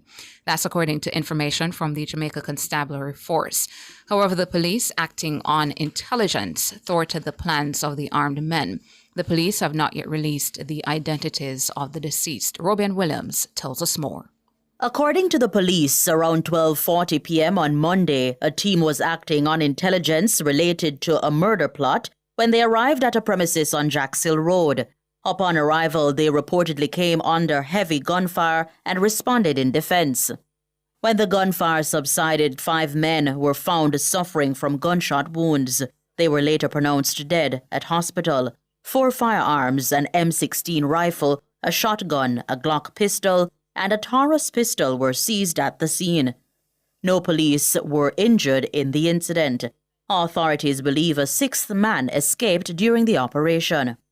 As investigations continue, the police are urging a man, Courtney Ashley, otherwise called Bloodstain, to immediately report to the Counterterrorism and Organized Crime Investigations Branch, CTOC. Members of the public with information that could assist in the investigation are encouraged to contact CTOC at 876-967-1389, Crime Stop at 311, the National Intelligence Bureau at 811, or the nearest police station. The deadly confrontation has rocked the upscale Jacks Hill community. Residents say they are still in shock following the sound of heavy gunfire just after noon. A longtime resident described it as unprecedented in her 19 years of living there. I heard multiple shots, rounds of shots, and based off my knowledge, some of them sound like they connect. This is Jax Hill, community of Jax Hill. Nothing like this has ever occurred before. Nothing of this sort has ever transpired here in this community. It is a bit shocking. While a 72-year-old gardener who was nearby said he had to take cover during the exchange. No, me hear the nice and when me look, cause some mango, me say me I go pick up, and when me look, me just hear blah blah blah blah blah blah blah, and I have to run. Really have to run like thief. Then the boss come and say the block off here, so that's why I come out here now. Because I see movements, I see it look like a police. Working here for about 26 years. First, this is something like this. Because when me hear a gunshot, me I say upscale community it is. So this is a normal thing. So it have to be police or something. But it's very scary.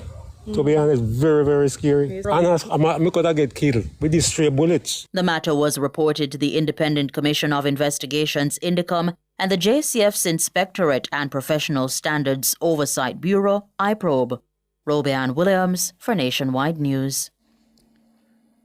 Thank you, Robian. We're going to take the break and come back to our guests. Just before we go to the break, I was assisted here with the Ombudsman liaison is Ms. LaFrawn Thompson. Yes. Yeah, of course, you know that Dania Harper is the PR of the ECJ and EOJ, but LaFrawn Thompson is a person who is the registrar of political parties with the ECJ, and she is the liaison. Further to that, when the ECJ issued a statement in July talking about its points of contact, the public was directed to submit online complaints at ecj.com.jm, www.ecj.com.jm, and to send direct emails to ecjombudsman@eoj.com.jm. Now, we wouldn't be doing our duty if we didn't point out that information in that ECJ statement from early in July doesn't square with the contact information on this statement here, because it doesn't make mention of Ms. LaFrawn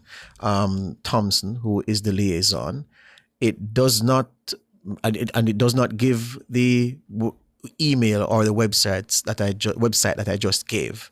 It only has Dania Harper's email and a general phone number here. So ECJ, just be consistent with the messaging so that people aren't all over the place with where they should file their complaints in the event of an incident.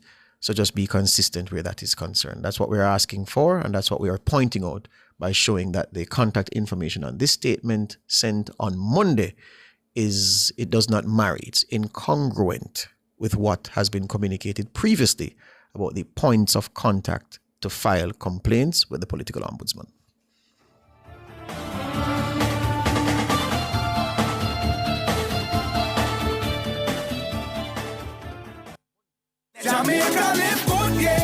Give up every illegal gun. Call the police at 119 or Crime Stop at 311. The time by the Ministry of National Security is 7:31.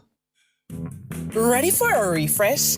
The hottest sale of the summer is now on at Active Home Center. From now until Saturday, August 2nd, get up to 30% off selected living, dining, and bedroom furniture, plus enjoy up to 10% off lighting and fans to keep your home cool and bright. It's the summer to save big and upgrade every room. But hurry, these deals won't last. Active Home Center, more savings, more choices. Conditions apply.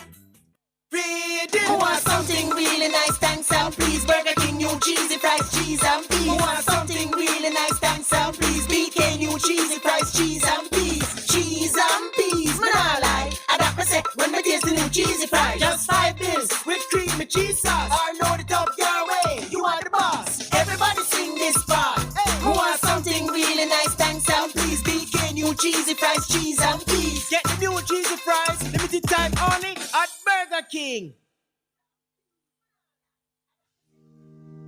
Truth is, HIV affects everyone. Truth is, avoiding care leads to a weaker immune system. That means you could get really sick. The truth is, the hardest pill to swallow isn't the medication.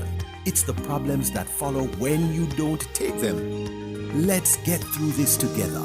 Remain in care. You can live life to the fullest with HIV. And that's the truth. A message from the Ministry of Health and Wellness.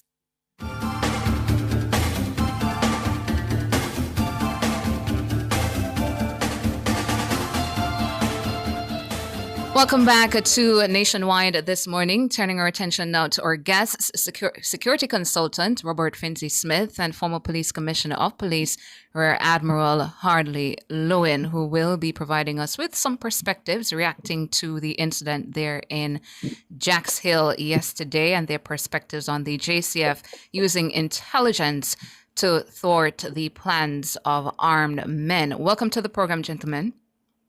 Good morning. Good morning. Good morning. Thank you both for joining us here. First to you, Robert Finzi-Smith, what do you make of what happened yesterday, that operation carried out by members of the JCF that thwarted contract killing and resulted in the death of 5? Well, first and foremost, let me say I'm happy there are, as yet, no reports of any collateral damage. Mm-hmm. So whatever happened seemed to have either been by chance or design, confined to the kill area. And for you, Rear Admiral? You know, the details of what took place and so on, we have to await the investigation from Indicom and IPRO. But what are the facts that we know right now? Yes. 5 men are dead. We knew there was an incident. There was shooting. We have an account from the police. But, you know, what seems to be driving this as a newsy kind of item is the location that it took place. Mm-hmm. I remind you of an incident in 2018 in Western Jamaica where 6 men were shot and killed by the police. But of course, it was in a remote area. So nobody really gives too much about that one. So location seems to have made a big difference here. So the police acting on intelligence, the police have been there for some time. I expect that over time they will even improve on it. So that's as much as I will say about this particular case. Rear Admiral, good morning again. Good morning, Bobby. Assist me with this one again. From your informed perspective, what are the range of things covered in the meaning of police acting on intelligence? Okay. Well, first of all, we have to separate what is intelligence and what is information. I can come here and tell you, hey, look, there's a man down the road with a gun. There's not much processing that you have to do in order to take action. But I could come and tell you, I hear that somebody is engaged in some activities or is about to commit something. I then have to go and make from that information, create from it actionable intelligence, something that I can act upon. So intelligence is information that is processed into something that could be acted upon. I hope you understand the difference. Yes. Some information you move immediately because it's immediate. You don't need no processing. All right. Take me a little further, if you may. So when the police communicate to the public that they acted on intelligence, perhaps it is different from what you just explained, but what do they want the public to take from the statement that they've made and the actions that they've taken? What are they communicating to the public for the public to believe? I tell you something, you best ask that of the police. But I ask you because this is the closest I'm going to get this morning. No, you're trying to make me read into what. No, man, for sure, not at all. Rear Admiral, hold on, man. Acting on information. Yeah, no, man, I'm just saying. You see, because sometimes the police will just say the police got some information, because I appreciate the fact, and the reason I asked the question was for you to make the distinction, because remember that we directly interface with our audience in a way that radio hosts weren't able to before. There's a live real-time chat with thousands of people happening in front of us. And from time to time, we see them get lost in whether or not there was information or intelligence, which is why I asked you to distill and distinguish. So further than that, I'm asking you, what is it that when the police give you that to hold on to, what are they asking you to how are they asking you to interpret an operation or an event that they have participated in by virtue of telling you that it was information that they got as opposed to acting on intelligence? That's what I'm stabbing at. George. Yeah, man. Yes, sir. I think the two words are used interchangeably, sometimes incorrectly.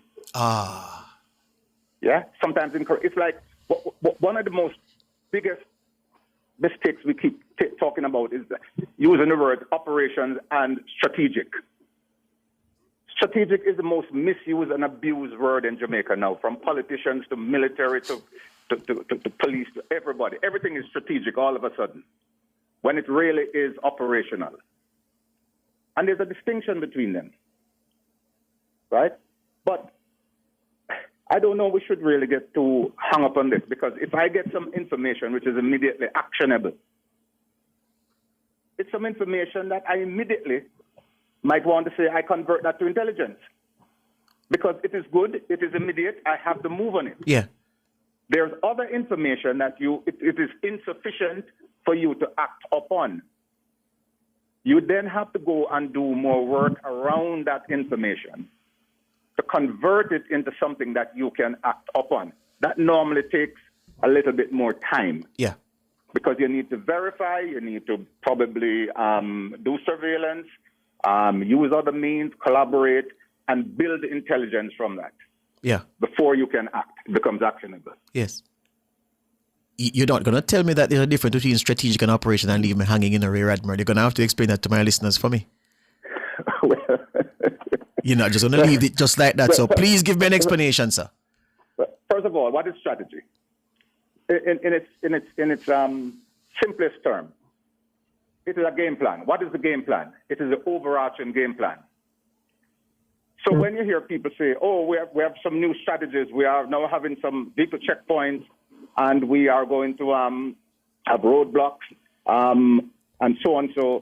And these strategies, those are not strategies. Those are operational measures, which I hope are hooked onto or attached to certain strategies. What would be the strategy?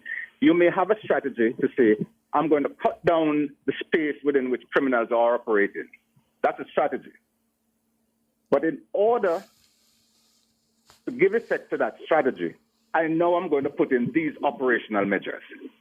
Vehicle checkpoints, stop and search, etc., etc. Mm-hmm. These support that strategy, because that's a game plan. Yes. Cut down the free movement and the space that criminals operate.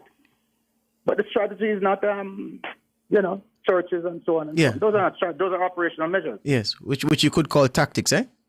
A tactic, yes. There you go. Bobby Finzi-Smith, in your time observing the work of the police, and of course, given your vast experience as well, how would you rate the apparent improvement in the ability of the police to carry out the kind of surveillance which can make intelligence translate into something useful of the kind that we saw in St. Andrew yesterday? Well, I'd like to point out, for those of you whose memory matches mine, that type of response to information or whatever has always been there.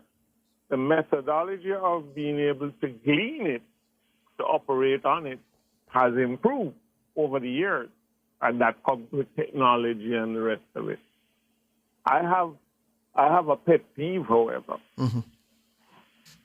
Let me go to an old Jamaican saying, not everything good for eat, good for talk. Mm-hmm.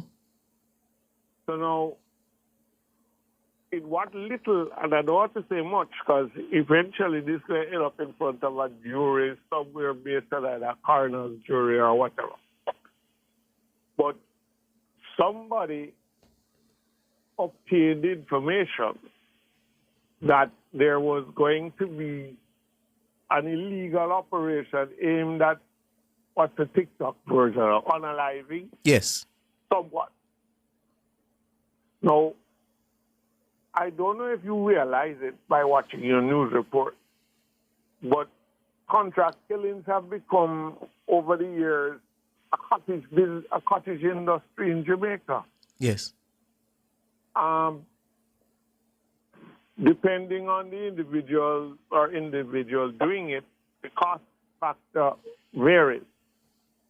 My problem is, why would you let into the general public the fact that somebody told you something or something happened that brought you to your attention on which you have acted?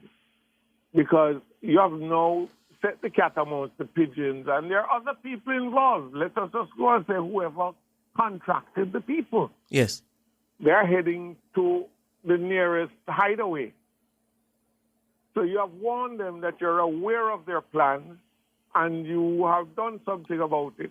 Next stop on the train to Scaville. But question for you, and you would know this, of course, better than us, but is there no value in letting those who would orchestrate or perpetrate these kind of organized criminal activities, that your communication is not safe, your circle of trust is not resilient, we can infiltrate, we have infiltrate, and that this will perhaps have a chilling effect on this kind of behavior? Is there value in that? I do not think so, because all you have done, all right, knowledge is power. Knowledge people don't know you have is absolute power. I am not going to alert you to the fact that I am able to intercept your communications and thereby deal with your intentions, because you'll now be more careful. I don't need you to be more careful. I'm not trying to improve your operational capabilities. I want you to keep your same methodologies and I will benefit from your doing so. So hold on, Robert.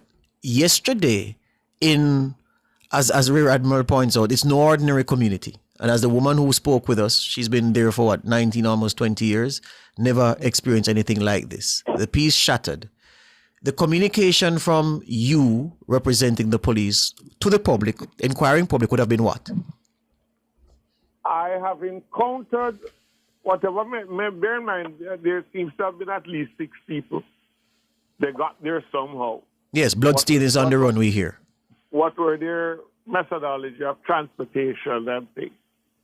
So I encountered 2 vehicles, 3 vehicles, whatever, and pulled them over and were greeted with gunfire, returned the gunfire.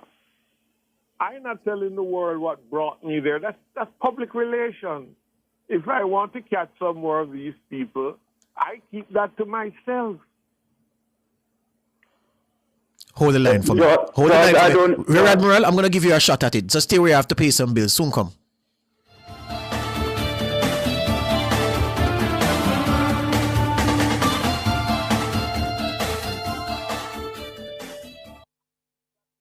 You're listening to Nationwide 90 FM. The time is 7:46.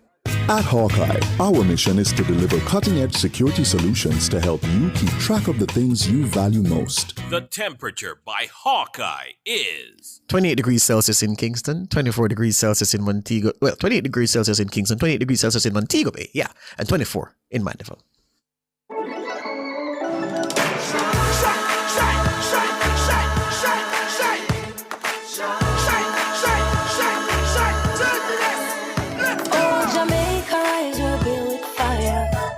And vibes, and through it all there's a glowing side. Let's keep our shine alive. From the market to the factory floors, from the hillside green to golden shores, we're reaching heights, our energy that lights the sky. JPS, powering what matters. You want to win? Then just bet. Bet on the game, no stress, no sweat. And win big in the Wanna Bet Just Bet promotion. Spend $1,500 or more on one Just Bet ticket and complete the entry form at promotions.supremegames.com for your chance to win. Third place gets Beats by Dre. Second place gets an iPhone 15 and AirPods Pro. And first place gets a 65-inch TV and a soundbar. Promotion runs May 16 to July 20, 2025. Grand draw July 25, 2025. Authorized under Section 58. Of the Betting, Gaming and Lotteries Act. Why rush around town for back-to-school shopping? Nationwide 90 FM is making it easy at our back-to-school fair. Come get your child measured for uniforms, check their shoe size, and purchase essentials right there on the spot. St. James, Hanover, Westmoreland, Trelawney, St. Elizabeth. We've got everything in one place just for you. That's Saturday, August 9, 10 a.m. to 6 p.m. at Harmony Beach Park, Montego Bay. The Nationwide 90 FM Back-to-School Fair.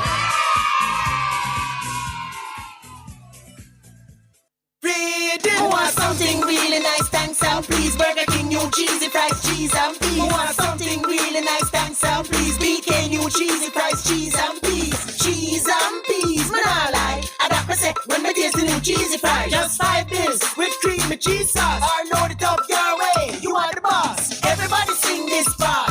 Who want something really nice, thanks and please. BK, new cheesy fries, cheese and peas. Get the new cheesy fries, limited time only at Burger King.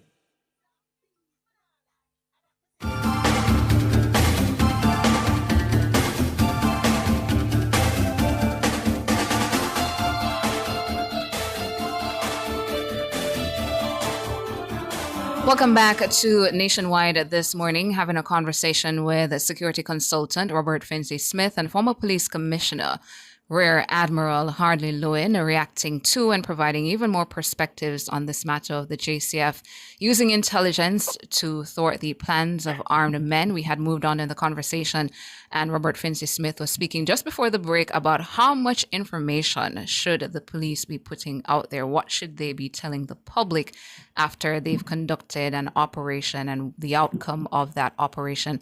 Rear Admiral Lewin, you wanted to come in and react to what Robert Finzi-Smith had said. Yes, I think I'm going to differ slightly there from my good friend Bobby. I think part of the thing in this society, we tend to be very, very, very, secretive. Now, look, I'm a person who believes in transparency and so on. Of course, some things have to be kept secret. But a bland statement that you got information or intelligence and so on, can you imagine what we'd be talking about now if the police never said that? How did they come there to be at the same time? This seemed to be a coincidence. How did this happen? It's pure speculation. And I think it shuts down a whole side of what the counter-argument or discussion would be. Now, so coming out and saying something as blandly as that, I think shuts down that medium. Now, let's talk about interceptive communications. I mean, I've known cases. People know that they have been monitored and so on and so on. Guess what? They're going to make errors. You make errors if you keep a certain pressure points and so on, because they must communicate. But what you would also do is that you shut down one medium of communicating because they need it also to carry out their activity. Yes. The whole thing is that you don't rely on any one methodology. You have to outthink the persons that you're going after. And personally, I don't see it. I think Bobby was coming from our perspective of protecting sources and so on, which I don't see as an issue here. Bobby, you want to respond? I hear what Admiral is saying. Yes, somehow not seeing what I'm trying to point out. I want to do this again. And I really don't want to shut down the avenues that would allow me to do so. Bobby, we're not shutting it. The police get information all the time. They process things all the time. They say this all the time. And look here, what is going to really big confidence to persons reporting is when they see that it is acted upon. That is what people are going to look at. I hear you. I think not that I tell the police something and them not do nothing. Different things. But here are, because from the glory days of Renard to Adam, his famous statement was acting on information received. Now, that could mean anything. The other point I would like to make is, would this response have been the same if this encounter had taken place in an inner city community? Well, the police communicate all the time about operations like these, regardless of where they are carried out, Robert. No. The big, to me, and I am holding my point. I know there'll be people who disagree. Yeah. But to me, the big excitement of it is not only the quantity of people intercepted, but where they were. Well, that's a part of it. But as people who write the news, we can tell you that the language would be the same if it were below Torrington Bridge.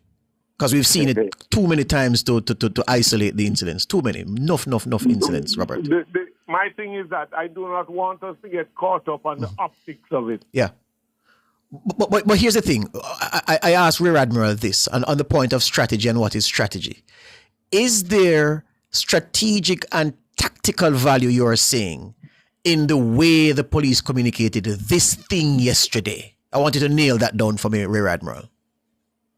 I think the police were just given an account.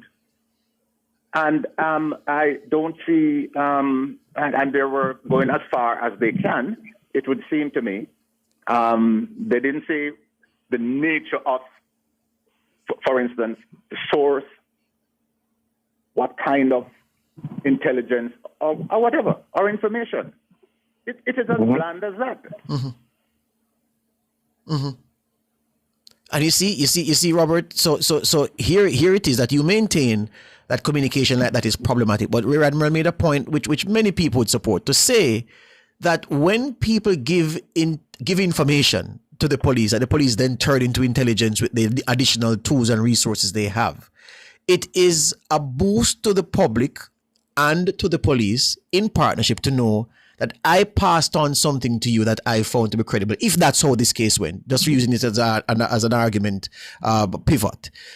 That when I give you information, I can see that there's value in giving this kind of communication, sharing this kind of communication with the police, because there is evidence that it is acted upon. Is this not a significant reason for communication like this, in the way it was delivered, to continue from the police, you believe? I hear you. My pet peeve is you people need to know, which messes up a lot of things in the future. We already have a society that believes that informer for death.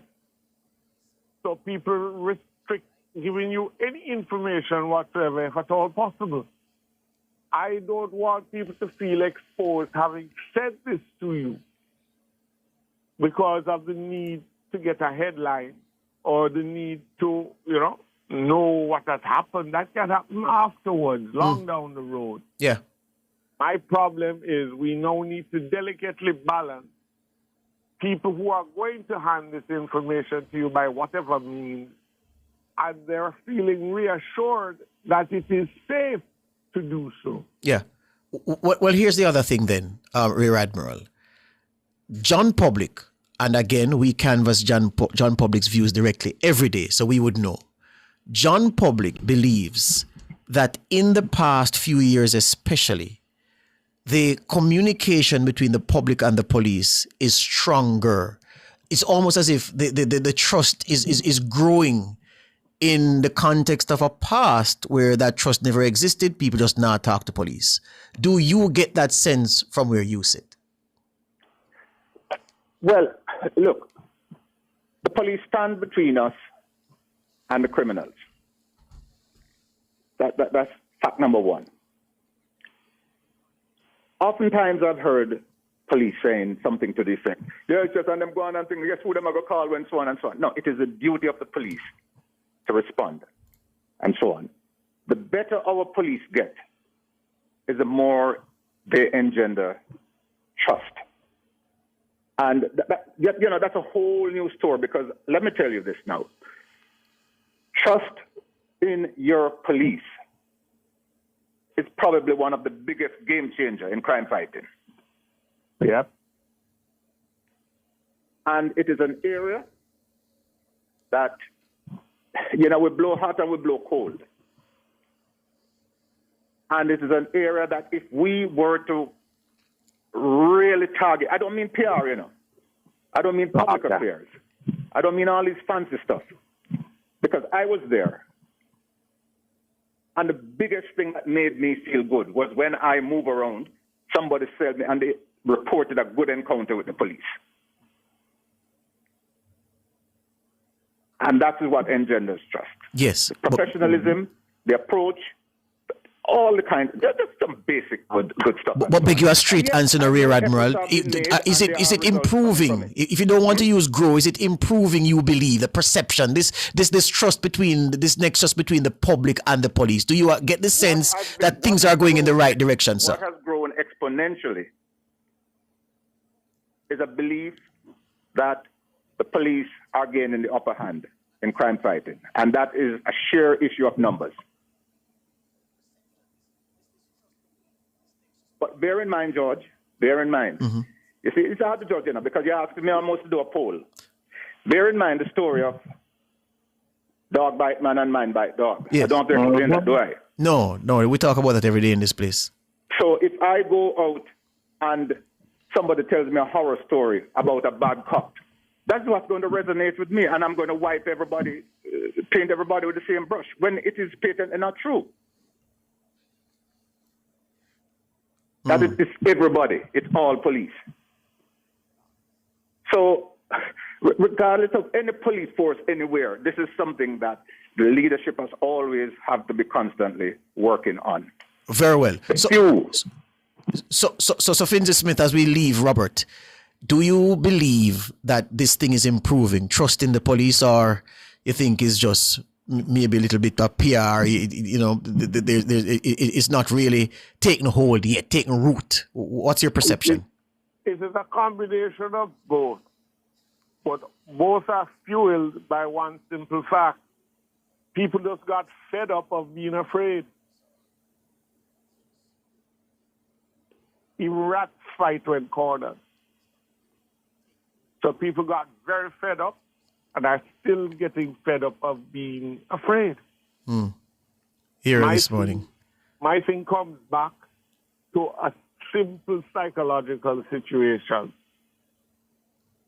Fact so far as outlined, somebody took out a contract on the life of somebody else. Let's not forget that. We have thwarted it, and 5 people are in the morgue as a result of it. But now, what are we doing, quietly please, to ensure that you close the circle? Food for thought. Somebody paid for this. Yeah. And they should pay ultimately. I'm not saying the ultimate result. Understand what you mean. They should pay for it. They should face justice for it. I hear it this morning. They can't do so if they hear me coming. Yes, I hear it this morning. I have to run. I'm out of time. Rear Admiral, always appreciate your contribution, sir. Bobby, I haven't seen you in a while. We catch up soon. Sir. Take care. All right, cool. Bye. All right. Across Jamaica.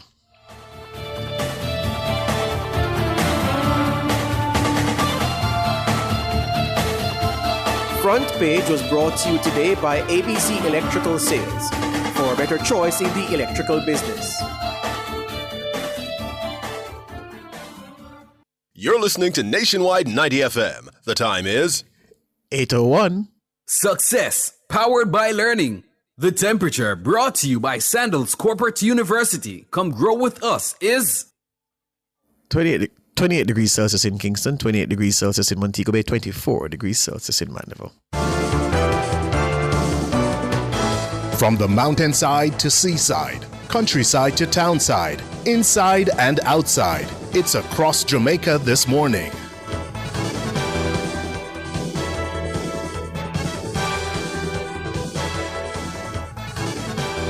In Across Jamaica this Tuesday morning, residents of some sections of St. Anne are expected to experience a water supply disruption today, Tuesday, July 22.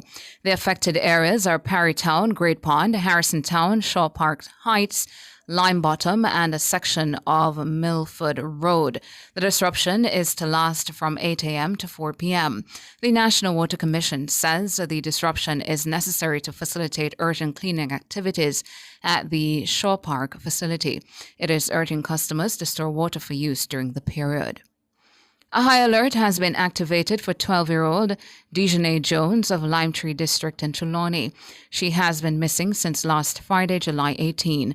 Dejanay is of dark complexion, slim build, and is about 5 feet 4 inches tall. Reports from the Waitabit police are that she was seen at home at about 3 p.m. She was wearing a yellow blouse and orange skirt at the time. Anyone knowing the whereabouts of Dejanay Jones is being asked to contact the Waitabit police at 876-617-5829, the 119 police emergency number, or the nearest police station. The Westlands Port Expansion Project is expected to boost the storage capacity at Kingston Freeport Terminal Limited, KFTL, by more than 25%. Speaking at the recent groundbreaking ceremony and contract signing for the project, President and Chief Executive Officer at the Port Authority of Jamaica, Professor Gordon Shirley, said it will be a catalyst for further growth of the terminal. He pointed out that KFTL has experienced exponential growth since the implementation of the 30-year concession agreement to operate the terminal in 2016. Professor Shirley said that the project, which will expand the terminal storage area, will assist Kingston on its trajectory as one of the fastest-growing cargo terminals in the Caribbean. In 2023, Kingston was ranked among the top 10 fastest-growing container terminals globally by Lloyd's List. And that's it for Across Jamaica for this Tuesday morning.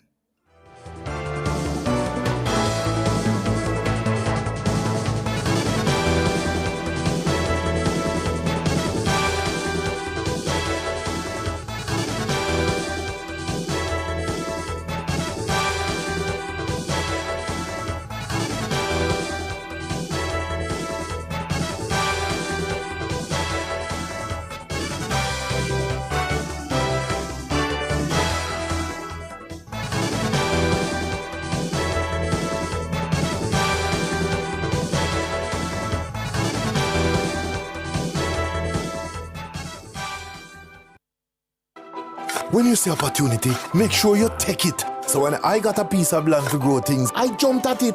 With my Jane Bank small business loan, I grew the opportunity. I've reaped a whole new life for my family. Now my goods supply plenty market across the parish. Jane Bank helps you grow your business with a Jane Bank small business loan that is perfect for you. Borrow from $10,000 up to $1.5 million to help cover expenses. Visit janebank.com to get started today. Jane Bank, we'll help you find a way.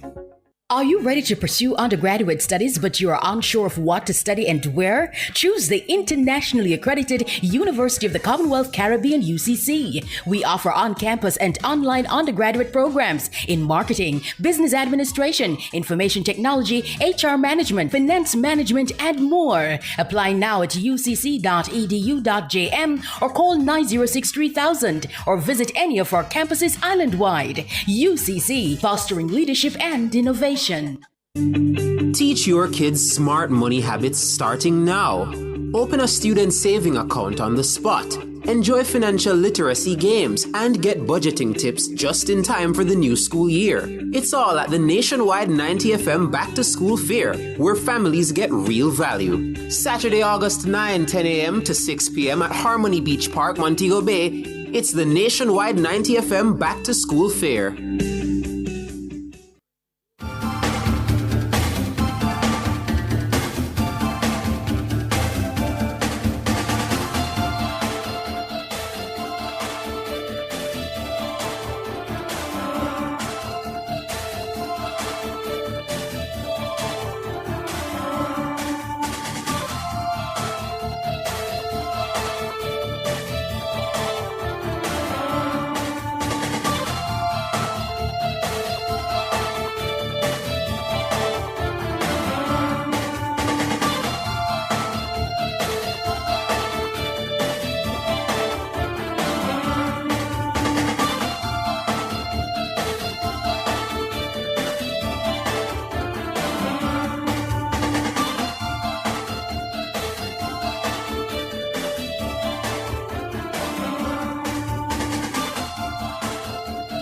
All right, 8:07 on this Tuesday morning. Time now to turn to Standards Matter. It's that time.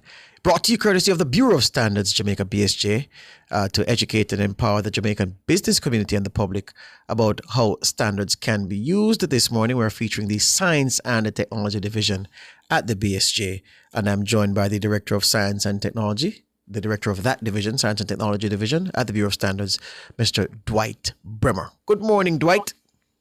Hi, morning. Thank you for having me. Morning, listeners, as well as the BSJ's family. Yeah, man. Tell me something, Dwight. I noticed your name is spelled D-W-Y-T-E? Yes. Oh, that's correct. I've never seen Dwight spelled like this before. You live and you learn. All right, so it's a unique one. All right, Dwight. The Science and Technology Division at the BSJ. What does it do in practical terms? What do your team members do day to day? All right. Okay. All right. So let me just give you an overview of the Science and Technology Division. So, short S&T, Science and Technology Division. This is the analytical engine for the Bureau of Standards Jamaica. Our role typically is to provide high-quality scientific testing through innovation and research for our customers to meet both local and international standards. There are 3 accredited labs, international accredited labs in the Science and Technology Division. Namely, we have the microbiology branch, which does microbiology testing on items such as food, water, cosmetics, etc. We also have the chemistry branch, which does chemical analysis or chemical testing on items such as food, water, cosmetics, pharmaceutical, and even fuel samples. The last but not least, the packaging branch does testing on packaging materials. They also do furniture inspection. They look at fabrics as well. With this, with these 3 labs, what happens on a day-to-day is, we have analysts in-house using the various testing equipment, and they would provide quality assurance testing for our customers to meet the different requirements and standards that are available. All right. Tell me about the work of S&T, your division, as it relates to food, packaging, environmental health in this country. How do you play a role in ensuring that the right things are done? Right. Okay. All right. So great question. So for S&T, we do just to give some numbers, so everybody can kind of connect with what the importance of scientific testing. Because S&T, we provide scientific testing. WHO, which is the World Health Organization, they have reported over 200 cases of 200 diseases, that are caused by contaminated food. So when you consume contaminated food, we have over 200 diseases. And there are 420,000 reported cases of death each year. With that being said, it means that scientific testing is very important, in managing and mitigating against, these risks. So for food, we have 3 accredited labs, international accredited labs, as I indicated. And we, of course, marshal what is happening in terms of food. So on a daily basis, we'll be testing the various food samples to ensure that they are safe for consumption. With that, it gives consumers confidence in terms of, going into the supermarket, picking up a product and you have the confidence to say, okay, if I eat this product, I'll be okay. In terms of the packaging, the food that you eat, it is as good as the package that it is within. So one of the things that we also do is to check to make sure that the packaging is okay. So think about your canned foods. If the can cannot, what we call, maintain a hermetical seal to keep the food sterile, it means, we'll be having a lot of spoiled items on the shelves. In the environment, we're looking at water and the soil, and this is also to ensure that there are no contaminants. We have pesticides, chemical runoff from, various industrial practices, and this ensures that our drinking water is safe, and the soil that we also plant our crops in, that they are free from any contaminants, whether chemical or heavy metals thereof. All right. How do you work with companies? Because take, for instance, these huge warehouses that I see, well, not even warehouses, manufacturing plants that are springing up as you drive along the toll road behind Spanish Town, Grace and Caribbean and all these companies that are into manufacturing that make products for public consumption for stocking on supermarket shelves, corner shops, wherever.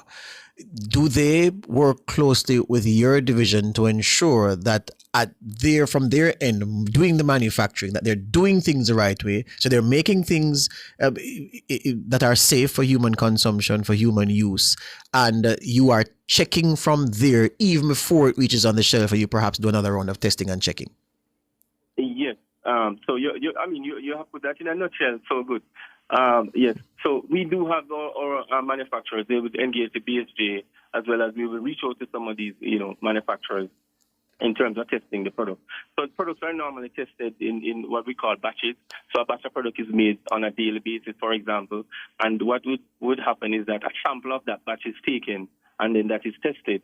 Now, having tested these products and they're of the highest quality and they're free of any contaminants, whether it's physical or microbial, chemical, then these products can be released in the marketplace. There's also the back end of it, as you mentioned, that products. So we do have regulators who would go into the market space, and they will also sample from the establishment, the business establishment, as well as the supermarket distribution areas. And these will also be tested on the back end, just to ensure that whatever left, the factory is the same product that we're seeing on the shelf. Yeah. Right. Dwight, I always wonder, you take up a product at random in the supermarket, say, for instance, something for children. So you have sodium benzoate, you have this, you have red number 4, pink number 1, all of these things listed as ingredients on the label. Do you test to ensure that everything and the concentrations thereof, as depicted on the label, is actually what is in the product? Right. So in terms of you're looking at like the nutritional. Panel. Well, not necessarily nutrition, but in terms of the ingredients. So sodium benzoate, I think, is you would know, is a preservative. Right? Yeah. Yes. So we do check on these. And one other thing that we have to be mindful of when it comes on to testing. So persons always say, "Oh, you test every single thing." Yes, we test them, but it's over time. Yeah. So what we do is we sample on the market, and when it is sampled on the market from the regulator standpoint or the customers or manufacturers, they'll take in for quality assurance testing, because that's a very important crucial part of the process, where they're innovating these new products and they're coming up with them, that they're tested, and the ingredients and so forth that you're referring to, that they're validated. So, for example, your sodium, as you're saying, these things are linked to hypertension, and your sugars are linked to diabetes. We want to ensure that the label that is provided to you is accurate, so you can make informed decisions. So we'll be looking at your preservatives, as you're saying, your sodium, your protein, your fat, and all other. And we also screen for chemical contaminants. Mm-hmm. So there may be cases that the raw materials might be contaminated with chemicals, and that is an input stage, at the input stage.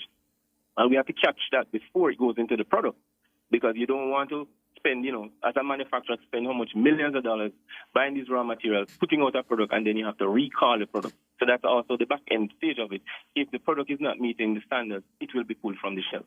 Question for you again, Dwight. If it is, for instance, you are testing detergents, and the label says, I don't know, maybe like sulfonic acid is there 15%. Your testing of the batch that you took shows that the concentration is 20%. What do you do then? Do you instruct that that batch of product be withdrawn from the shelves of supermarkets, or do you what happens from there? Right. Okay. So the role that we play from the Bureau of Standards point is really for the testing side of it. So that part that you're asking about is more from a regulatory standpoint. So you pass on the information, though. Right. So the test reports, depending on where we get the information, because we do have clients, if they're doing their own in-house testing for quality assurance, that information is confidential to the client. So we will not be able to share it. But the regulators themselves will pull samples. And with that, they would basically have the information at their disposal to make the decision that you're asking about.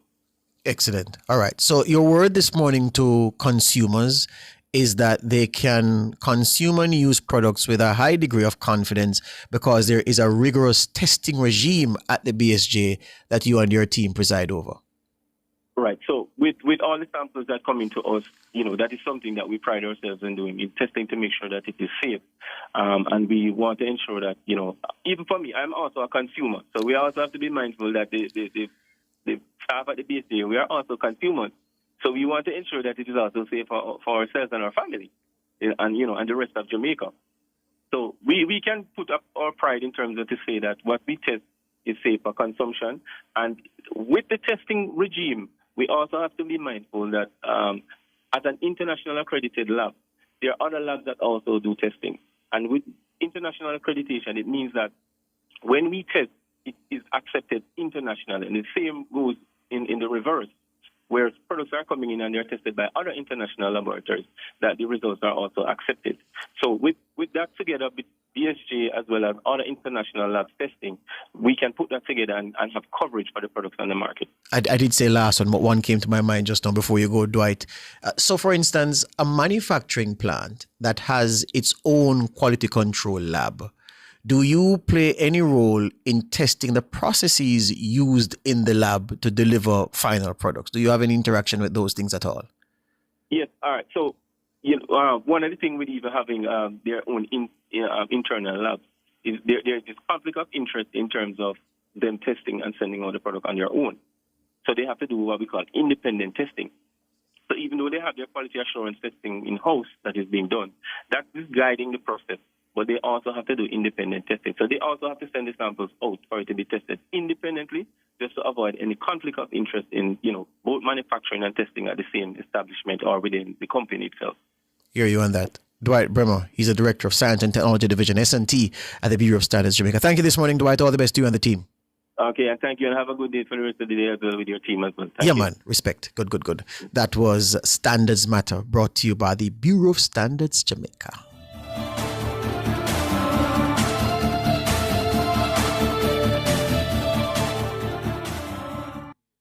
You're listening to Nationwide 90 FM. The time is 8:19.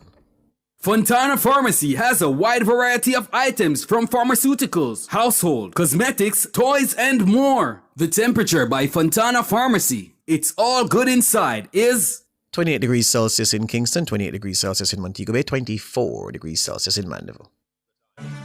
Looking for a gym that's got it all? Welcome to Express Fitness, where fitness meets convenience. With 24/7 access, you can work out whenever it suits you. And with island-wide locations, we're always close by anywhere and anytime. Love classes? We've got them. From aerobics to dance to spin, you name it, we've got it. Our certified trainers are here to take you on a journey. Call us at 888-FITNESS or visit our website at expressfitnessja.com. Express Fitness, your goal or mission. Upgrade your home or business with Cameron Industries and Joinery Limited. Explore a range of termite-resistant plywood, quartz, solid surface, and granite. Experience timeless elegance with our cedar doors, crafted from premium cedar stock, kiln-dried for durability and beauty. For quality and craftsmanship, visit us at the Trade Center Kingston 10 or Hatfield Mandeville. Call 876-963-0628-30. Cameron Industries and Joinery Limited. Transform your space today. Data Protection Matters is brought to you by Design Privacy. We help you comply and build trust.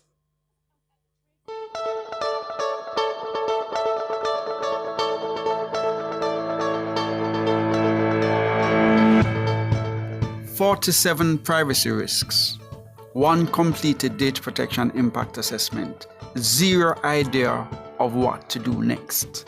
Sound familiar? Last week, we handed you the privacy risk scorecard, your tools against chaos. Today, we're building the system that makes those tools work. This is Data Protection Matters, powered by Design Privacy, and I'm your host, Chuku Emeka Cameron. But first, you know what time it is. Job interview or interrogation? Fine for misusing candidate data. Imagine applying for a job and being asked not just for your CV, but your criminal record, marital status, and how many kids you have. That's what happened to a candidate in Spain, and it sparked a formal complaint that led to a GDPR ruling against logistics firm Plataforma Cabanillas. In July 2023, the company emailed a job applicant requiring a criminal record certificate just to attend the interview. Then, during that interview, they handed out a form asking for marital status and number of children, their defense, aviation security rules, and tax documentation obligations. But the Spanish Data Protection Agency wasn't convinced. Let's break this down. First, the company said that employees might work in air cargo zones, and so, just in case, a criminal record check was needed. the AEPD ruled that this logic was flawed. Under GDPR Article 6, you need a clear, specific legal basis for processing special categories of data. Just because a job might involve sensitive work doesn't justify blanket background checks for every applicant. Second, asking about family status and children during the interview. The company cited tax law, specifically Form 145, used to calculate payroll tax deductions. But that form only applies after someone is hired. Collecting this kind of personal data in a pre-employment stage violates Article 5(1)(c) GDPR, data minimization. You can only collect what is necessary for the specific moment and purpose. This wasn't a cybersecurity breach. It was a procedural failure in how the company handled candidate data. No explicit consent, no lawful justification. And the timing of data collection was all wrong. So what should DPOs take away? Background checks must be tightly tied to the job's actual duties. Never request special category or family data during the interview phase. Legal justifications like security or tax must align with timing and necessity. Always challenge legacy HR forms. Data protection law may have changed since they were created. Subscribe for more GDPR real-world breakdowns to help new DPOs lead with clarity in complex recruitment and compliance environments. We help privacy leaders turn legal obligations into practical safeguards. Thanks, Priya. If it is you're interested in hearing more Priya hot takes, go to the Design Privacy YouTube channel and catch our hot takes every Monday, Wednesday, and Friday. Back to today's show. If your risk register isn't alive, if it isn't breathing, if it isn't screaming when something's wrong, you're not protecting people. You're just filing paperwork. Today is part 2 of our 4-part series, and here's what nobody talks about. Your corporate risk register is broken for privacy. It's perfect for currency fluctuations, supply chain hiccups, fantastic. But privacy deals with people getting hurt. Real people, identity theft, emotional trauma, discrimination.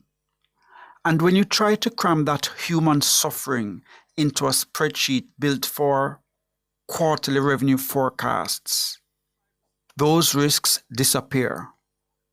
We have seen this disaster in finance, healthcare, government. The risks regulators care about, what they care about most, is usually invisible to your board. So here's what we're building today. A privacy risk register that speaks 2 languages. It speaks to human harm and business impact. So there are 7 pillars we're going to be building this on. So traditional registers ask, what hurts our business? Your privacy register asks, who do we hurt and how badly? Here are your 7 pillars. 1. Risk description. Ensure that it's clear, simple, and human-focused. For example, identity theft from stolen biometric data. 2. Risk category. Label it as either identity theft, emotional harm, or discrimination. 3. Your 3rd pillar. Treat with the likelihood of the event happening. Forget high, medium, low. Use percentages. Use real numbers. 4, and of critical importance, treat with the impact of the risk on the individual. How badly does this hurt a real person? Pillar 5, the risk level. All right, we're going to look at some math. When you're looking at your risk level, you want to understand the likelihood of the event happening plus or times the impact, and that would speak to your score. Pillar 6, what are we doing about it? What controls are we putting in place? Encryption, security testing. we need to be speaking about real actions and avoid the corporate word salad. The final pillar, 7, establish the status and when it's up next for review. Privacy risks change fast. Set those reminders. Quick pause. If you are feeling that you want to build out your own privacy register, join us for the last Thursday of this month at 3:30 for a free webinar where we'll be structuring privacy risks that boards understand. Your board doesn't understand emotional distress, but they do understand regulatory fines. So here is how we can translate. When we speak about severe distress, this will become, for the board, high-risk fine up to 4% of annual revenue. Use color coding, red, amber, green. They already trust this language from a risk perspective. Step 3, show the numbers. Privacy scores plug directly into their existing dashboards. Identity theft, for example, 60% likelihood equals high red alert. Now you have their attention. Here's your privacy risk formula. Write this down. When we speak about the likelihood of something happening, create a spread from 0 to 100% times the impact from 1 to 5. That gives you your privacy score. Most corporate risk registers get reviewed quarterly. That's not sufficient.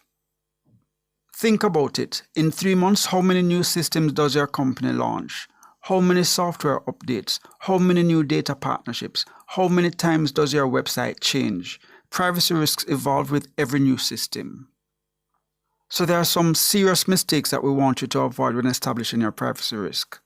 Ignoring harm to people by saying it's just a business risk. Wrong.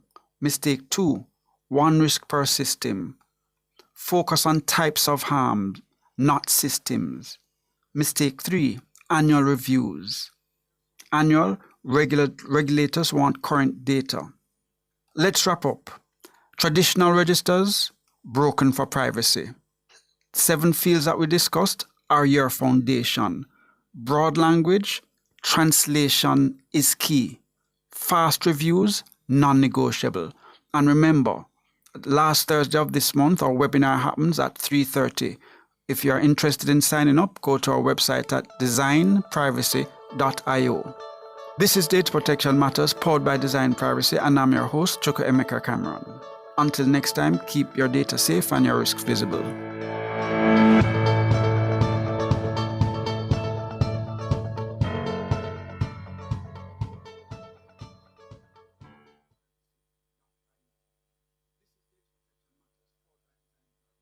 Data Protection Matters was brought to you by Design Privacy. We help you comply and build trust.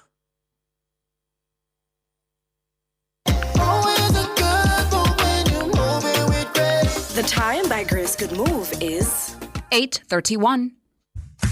Start the school year healthy and ready. Bring the kids to the nationwide 90FM Back to School Fair for vision and dental checks, blood pressure and blood sugar tests, and even immunization support. It's peace of mind for parents and a confident start for students.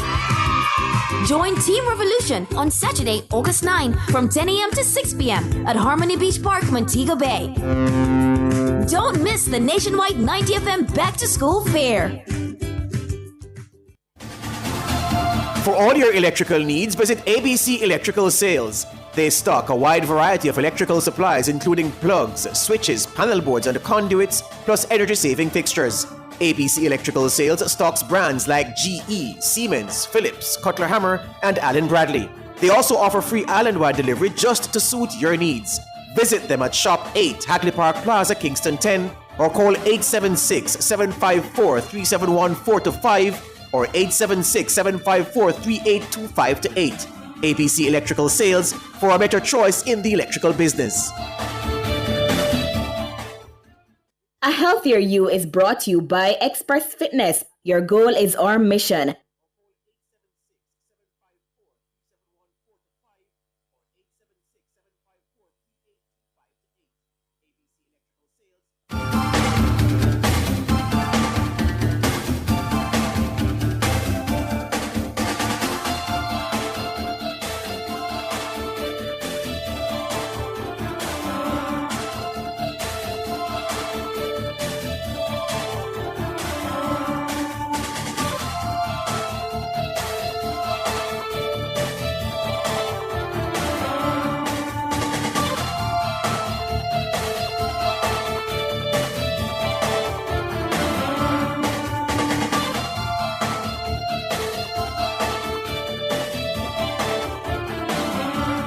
Welcome back to Nationwide this morning. In A Healthier You this morning, July marks Fibroid Awareness Month, dedicated to educating the public about uterine fibroids, non-cancerous tumors that form in the uterus, affecting up to 80% of women by age 50. Fibroids can lead to symptoms such as heavy bleeding, pain, and pelvic pressure. Increasing awareness empowers women to recognize signs, seek timely diagnosis, and consider a range of treatment options, including minimally invasive alternatives. We are being joined this morning by a maternal fetal medicine specialist at the Victoria Jubilee Hospital and chair of Guideline Development Committee at Family Health Unit, Ministry of Health and Wellness, Dr. Claudia Allen Burton. Good morning to you. Hi, morning. Thank you so much for joining us here on Nationwide this morning for A Healthier You.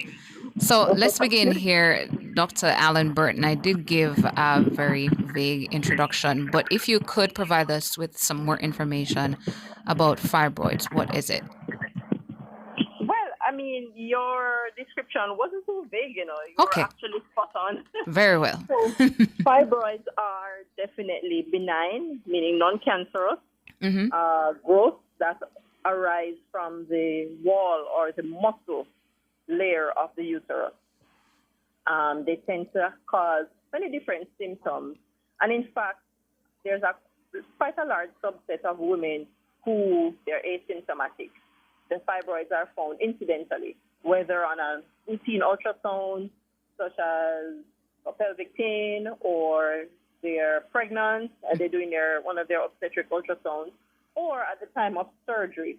So they're doing surgery, some kind of surgical intervention for another reason, and it's found incidentally. So oftentimes these women tend to have smaller fibroids and they don't have any symptoms. Mm-hmm. And what cause? Go ahead. So the other subset of women who are symptomatic, the symptoms, as you would have described, those include heavy, painful menstrual bleeds, very heavy to the point where sometimes they constantly have to be changing the product. They have to wake up in the night to change, the passage of large clots, etc. And with that excessively heavy bleeding, they may become anemic or have a low blood count because they literally can't keep up with what they're losing. Mm-hmm. Right? Other symptoms may include painful periods. We did mention that. The pain out of keeping with what you expect with the cycle. And as they get larger, they may also have pelvic pain and pressure, which you described, even outside of the menstrual cycle, even outside of the menstrual bleeding. Mm-hmm. They may also get an increase in the size of the tummy. So the size of the tummy, you said, Doc? The size of the tummy, Mm-hmm. right. Because as they enlarge, they get bigger, especially if you have multiple fibroids. The tummy starts to, especially the lower part of the tummy, starts to get distended, starts to get, increase in size. And oftentimes, these women are mistakenly thought to be pregnant because the tummy is so, protruding so much. Mm-hmm. And what causes fibroids? So that is the thing, for something so common, you would think that we know all the details about fibroids in terms of what causes it. We really don't know. That is the truth about it. But we know that there are tumors that grow under the influence of hormones, as well as for persons who have a first-degree relative with a history of fibroids. So if your mom had fibroids, the likelihood is very high for you to have fibroids, a sibling, etc. Mm-hmm. So that's one thing that we definitely know for sure. It for want of a better word, it doesn't run in families, but for a female relative, a first-degree female relative who has a history of fibroids, yes, the chances of you having fibroids is very high. Mm-hmm. And the chance of you having a course similar to what that relative had is very high. Someone in our chat here, Doc, saying, MS says you can look 6 months pregnant and it's fibroids. Even more than 6 months, definitely. I've seen fibroids the tummy is enlarged and it comes all the way up to just below the breast. Wow. Can look full 9 months pregnant. Mm-hmm. So, for example, you're mentioning that it's detected and surgery is done. The fibroids can return? Is this something that somebody can suffer from long term? it is definitely something that you can suffer from long term. But even before we go to that, you did ask me what causes them. Yes. So the family history, yes. Other things have been postulated to increase the fibroids. So if you are obese, the women who are obese, they're more likely to suffer with fibroids. Women who don't have children, so the long delay in terms of uninterrupted cycles, those persons are at higher risk of having fibroids and having larger fibroids. Could you repeat that? Women who don't have children.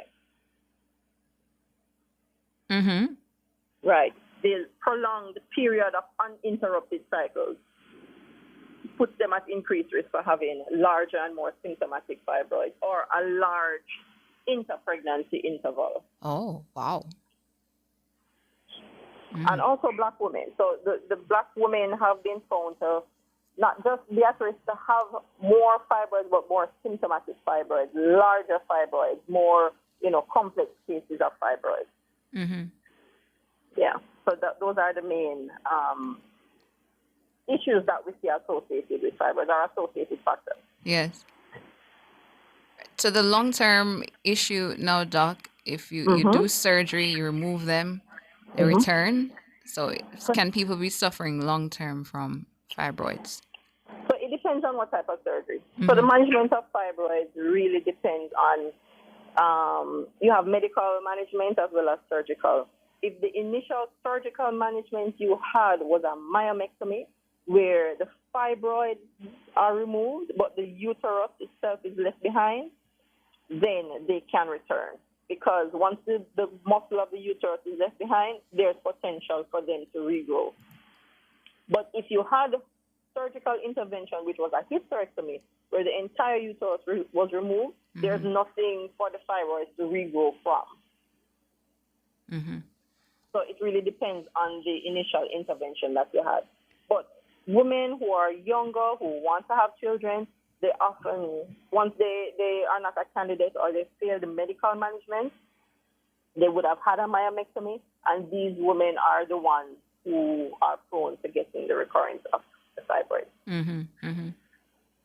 So talk to me now, Doc, about the common stories that you hear, from people who are suffering from fibroids, because it sounds like a lot.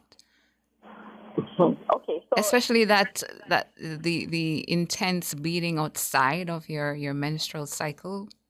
Ladies out there that are dealing with that.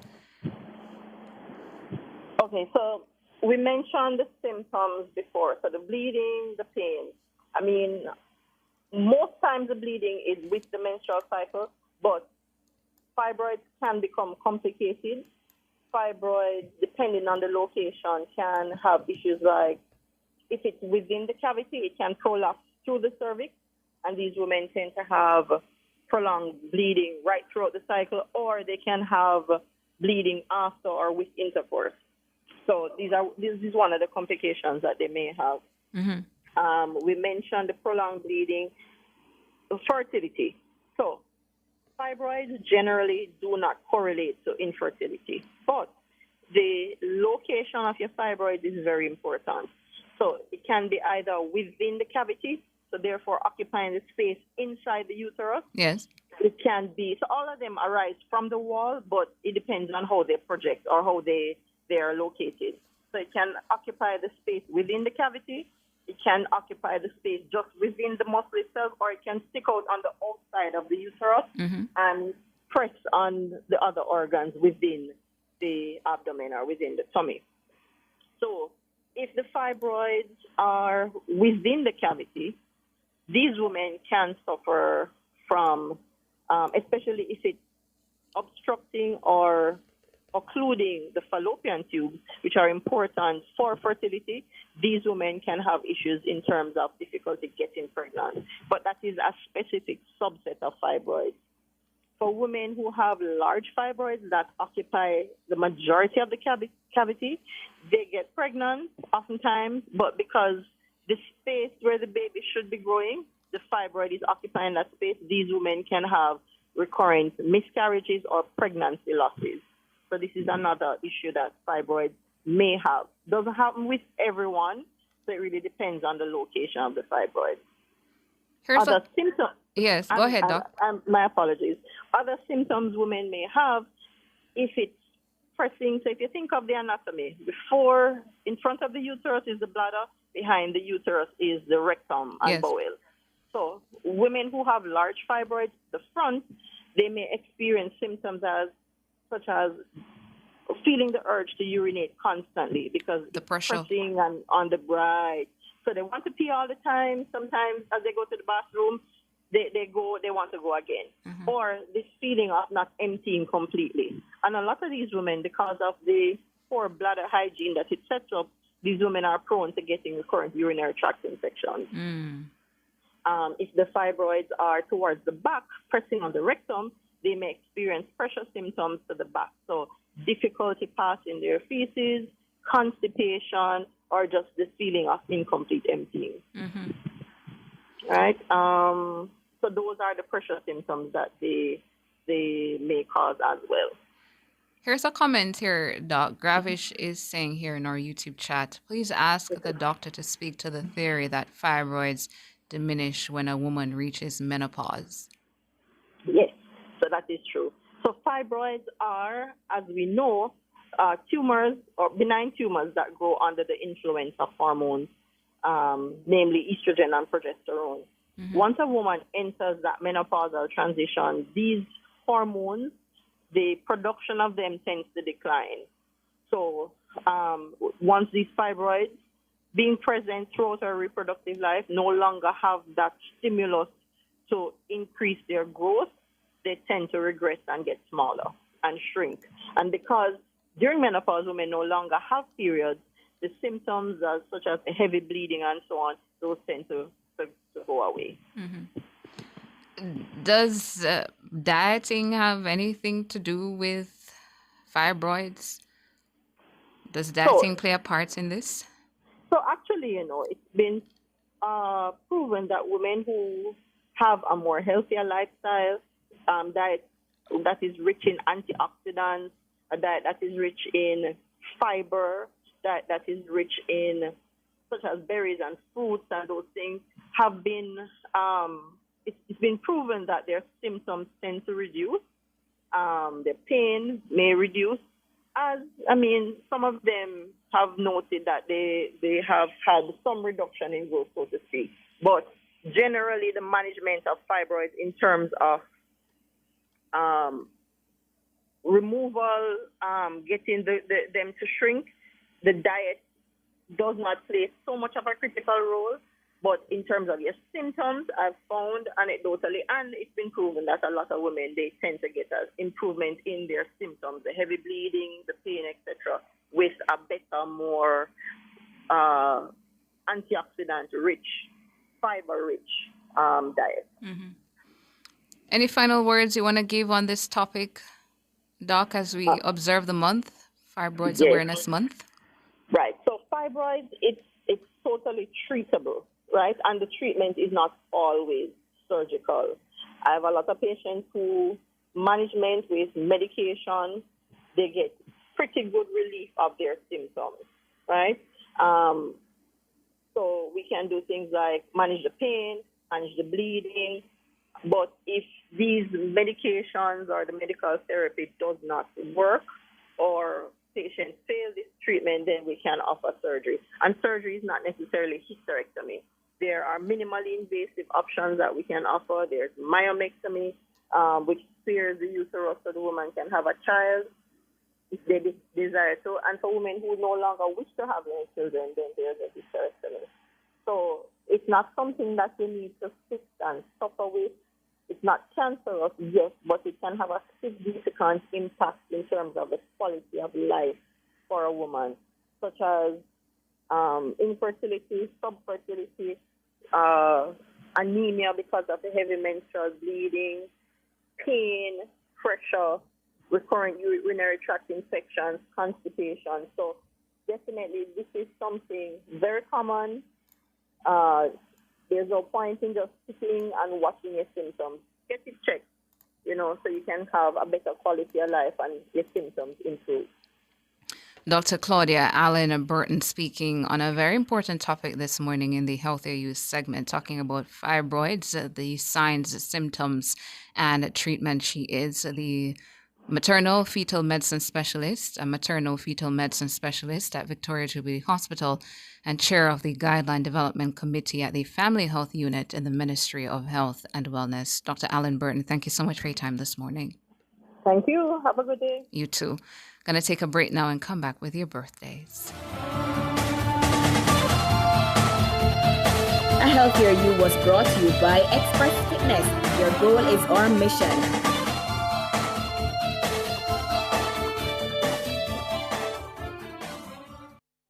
You're listening to Nationwide 90 FM. The time is 8:49. The Birthday Club is brought to you by Burger King. Order the new cheesy fries from Burger King and load it your way with bacon, jalapenos, crispy onions, or extra cheese. Limited time only. Grateful, grateful, grateful, grateful, grateful.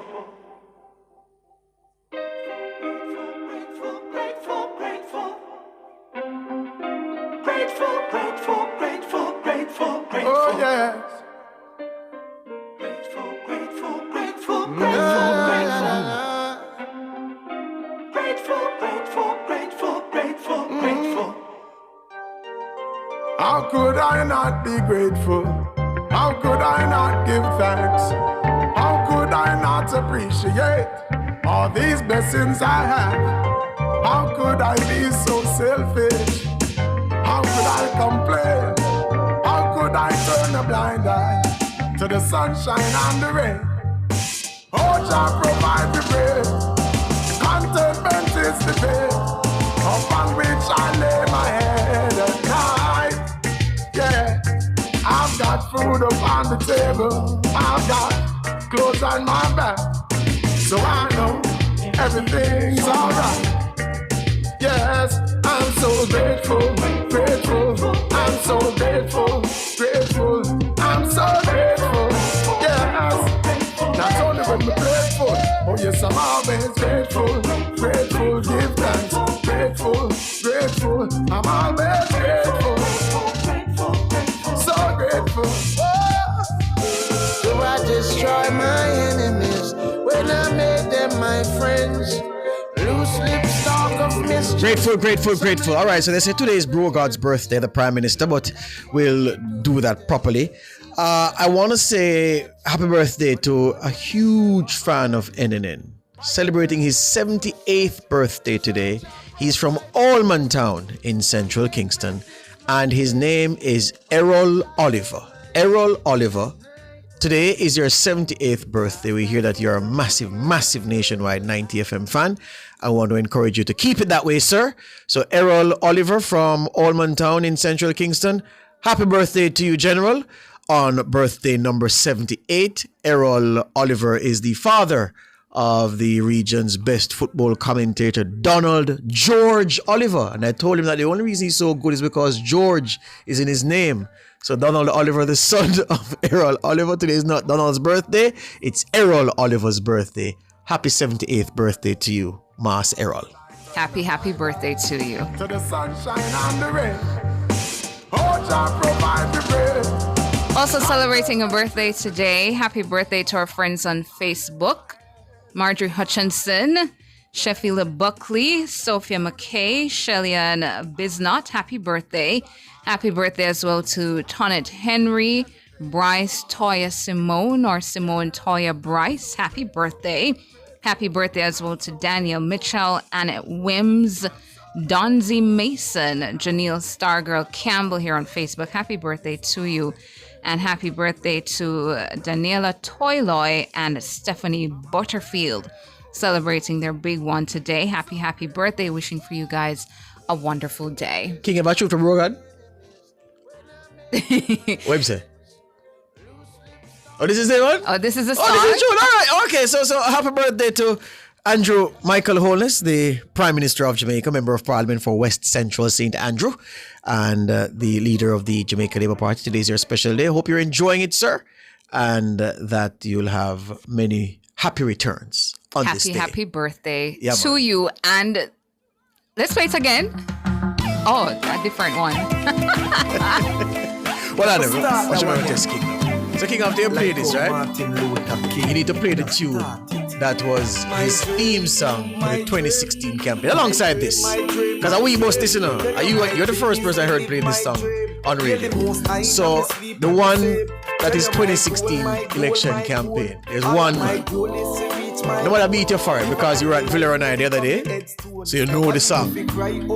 Yeah? Big you the clue. Alright, I'm gonna play that. For Brogan. Yeah?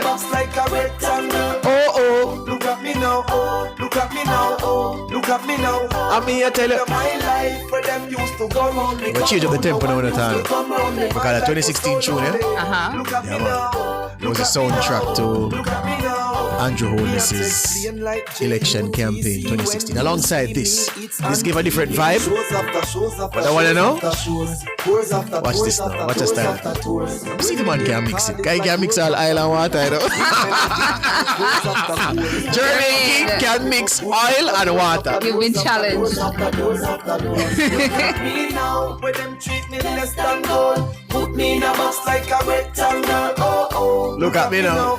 Look at me now. Look at me now. I mean, I tell you my life where them used to go round me, go round. No one used to come round me. My life was so long. All right. Look at me Here we now. go. Look at Here we me go. now. Look at me Here we go. now.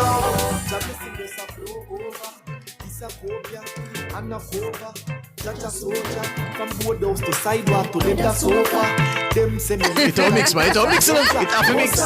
me no mix up in a coca. But them say water, oil can't mix. Then they make music. I no powder, not a obia. Can't get over. Look at me now, where them treat me less than gold. It worked. It worked. We tell you. What is it? What is it? One bag of gold medal for me now. Champion boy, you know the damn thing. On a podium, I sing the anthem too. Yellow Moon. Man, ban shell of the goddamn boy. That's why everybody hate the champion boy ever. The bitch I never made it, daddy. Yeah. Nah, man, I'm a songsters boy. Fly it every week, me, daddy. Yeah. Just bust up by a mansion boy. Champion, me, the champion boy. Yeah. What a way you know it. You know what? I can tell you the reason. It was during this period as well. I was doing Red Stripe Premier League football on Monday nights with Lance. Mm-hmm. So it was a special production. So this was a theme song to our Red Stripe Premier League coverage on a Monday night. Champion boy. So me hear that song like about 6 million times so far. Wow. And every time you hear it, we react the same way. Forward. Yeah. Crazy forward, yeah? Also on the B-Day list this morning, Arlene Rose sending happy birthday blessings to her wonderful friend, Michelle Atkinson in Portland. Happy birthday to you, Michelle. Wishing you many, many more blessed birthdays. Have a blast today, Arlene says. And Kalisha Ellis sending happy birthday to, she says, my loving, caring, humble husband, Donovan Noble. I love you endlessly. May God continue to bless you.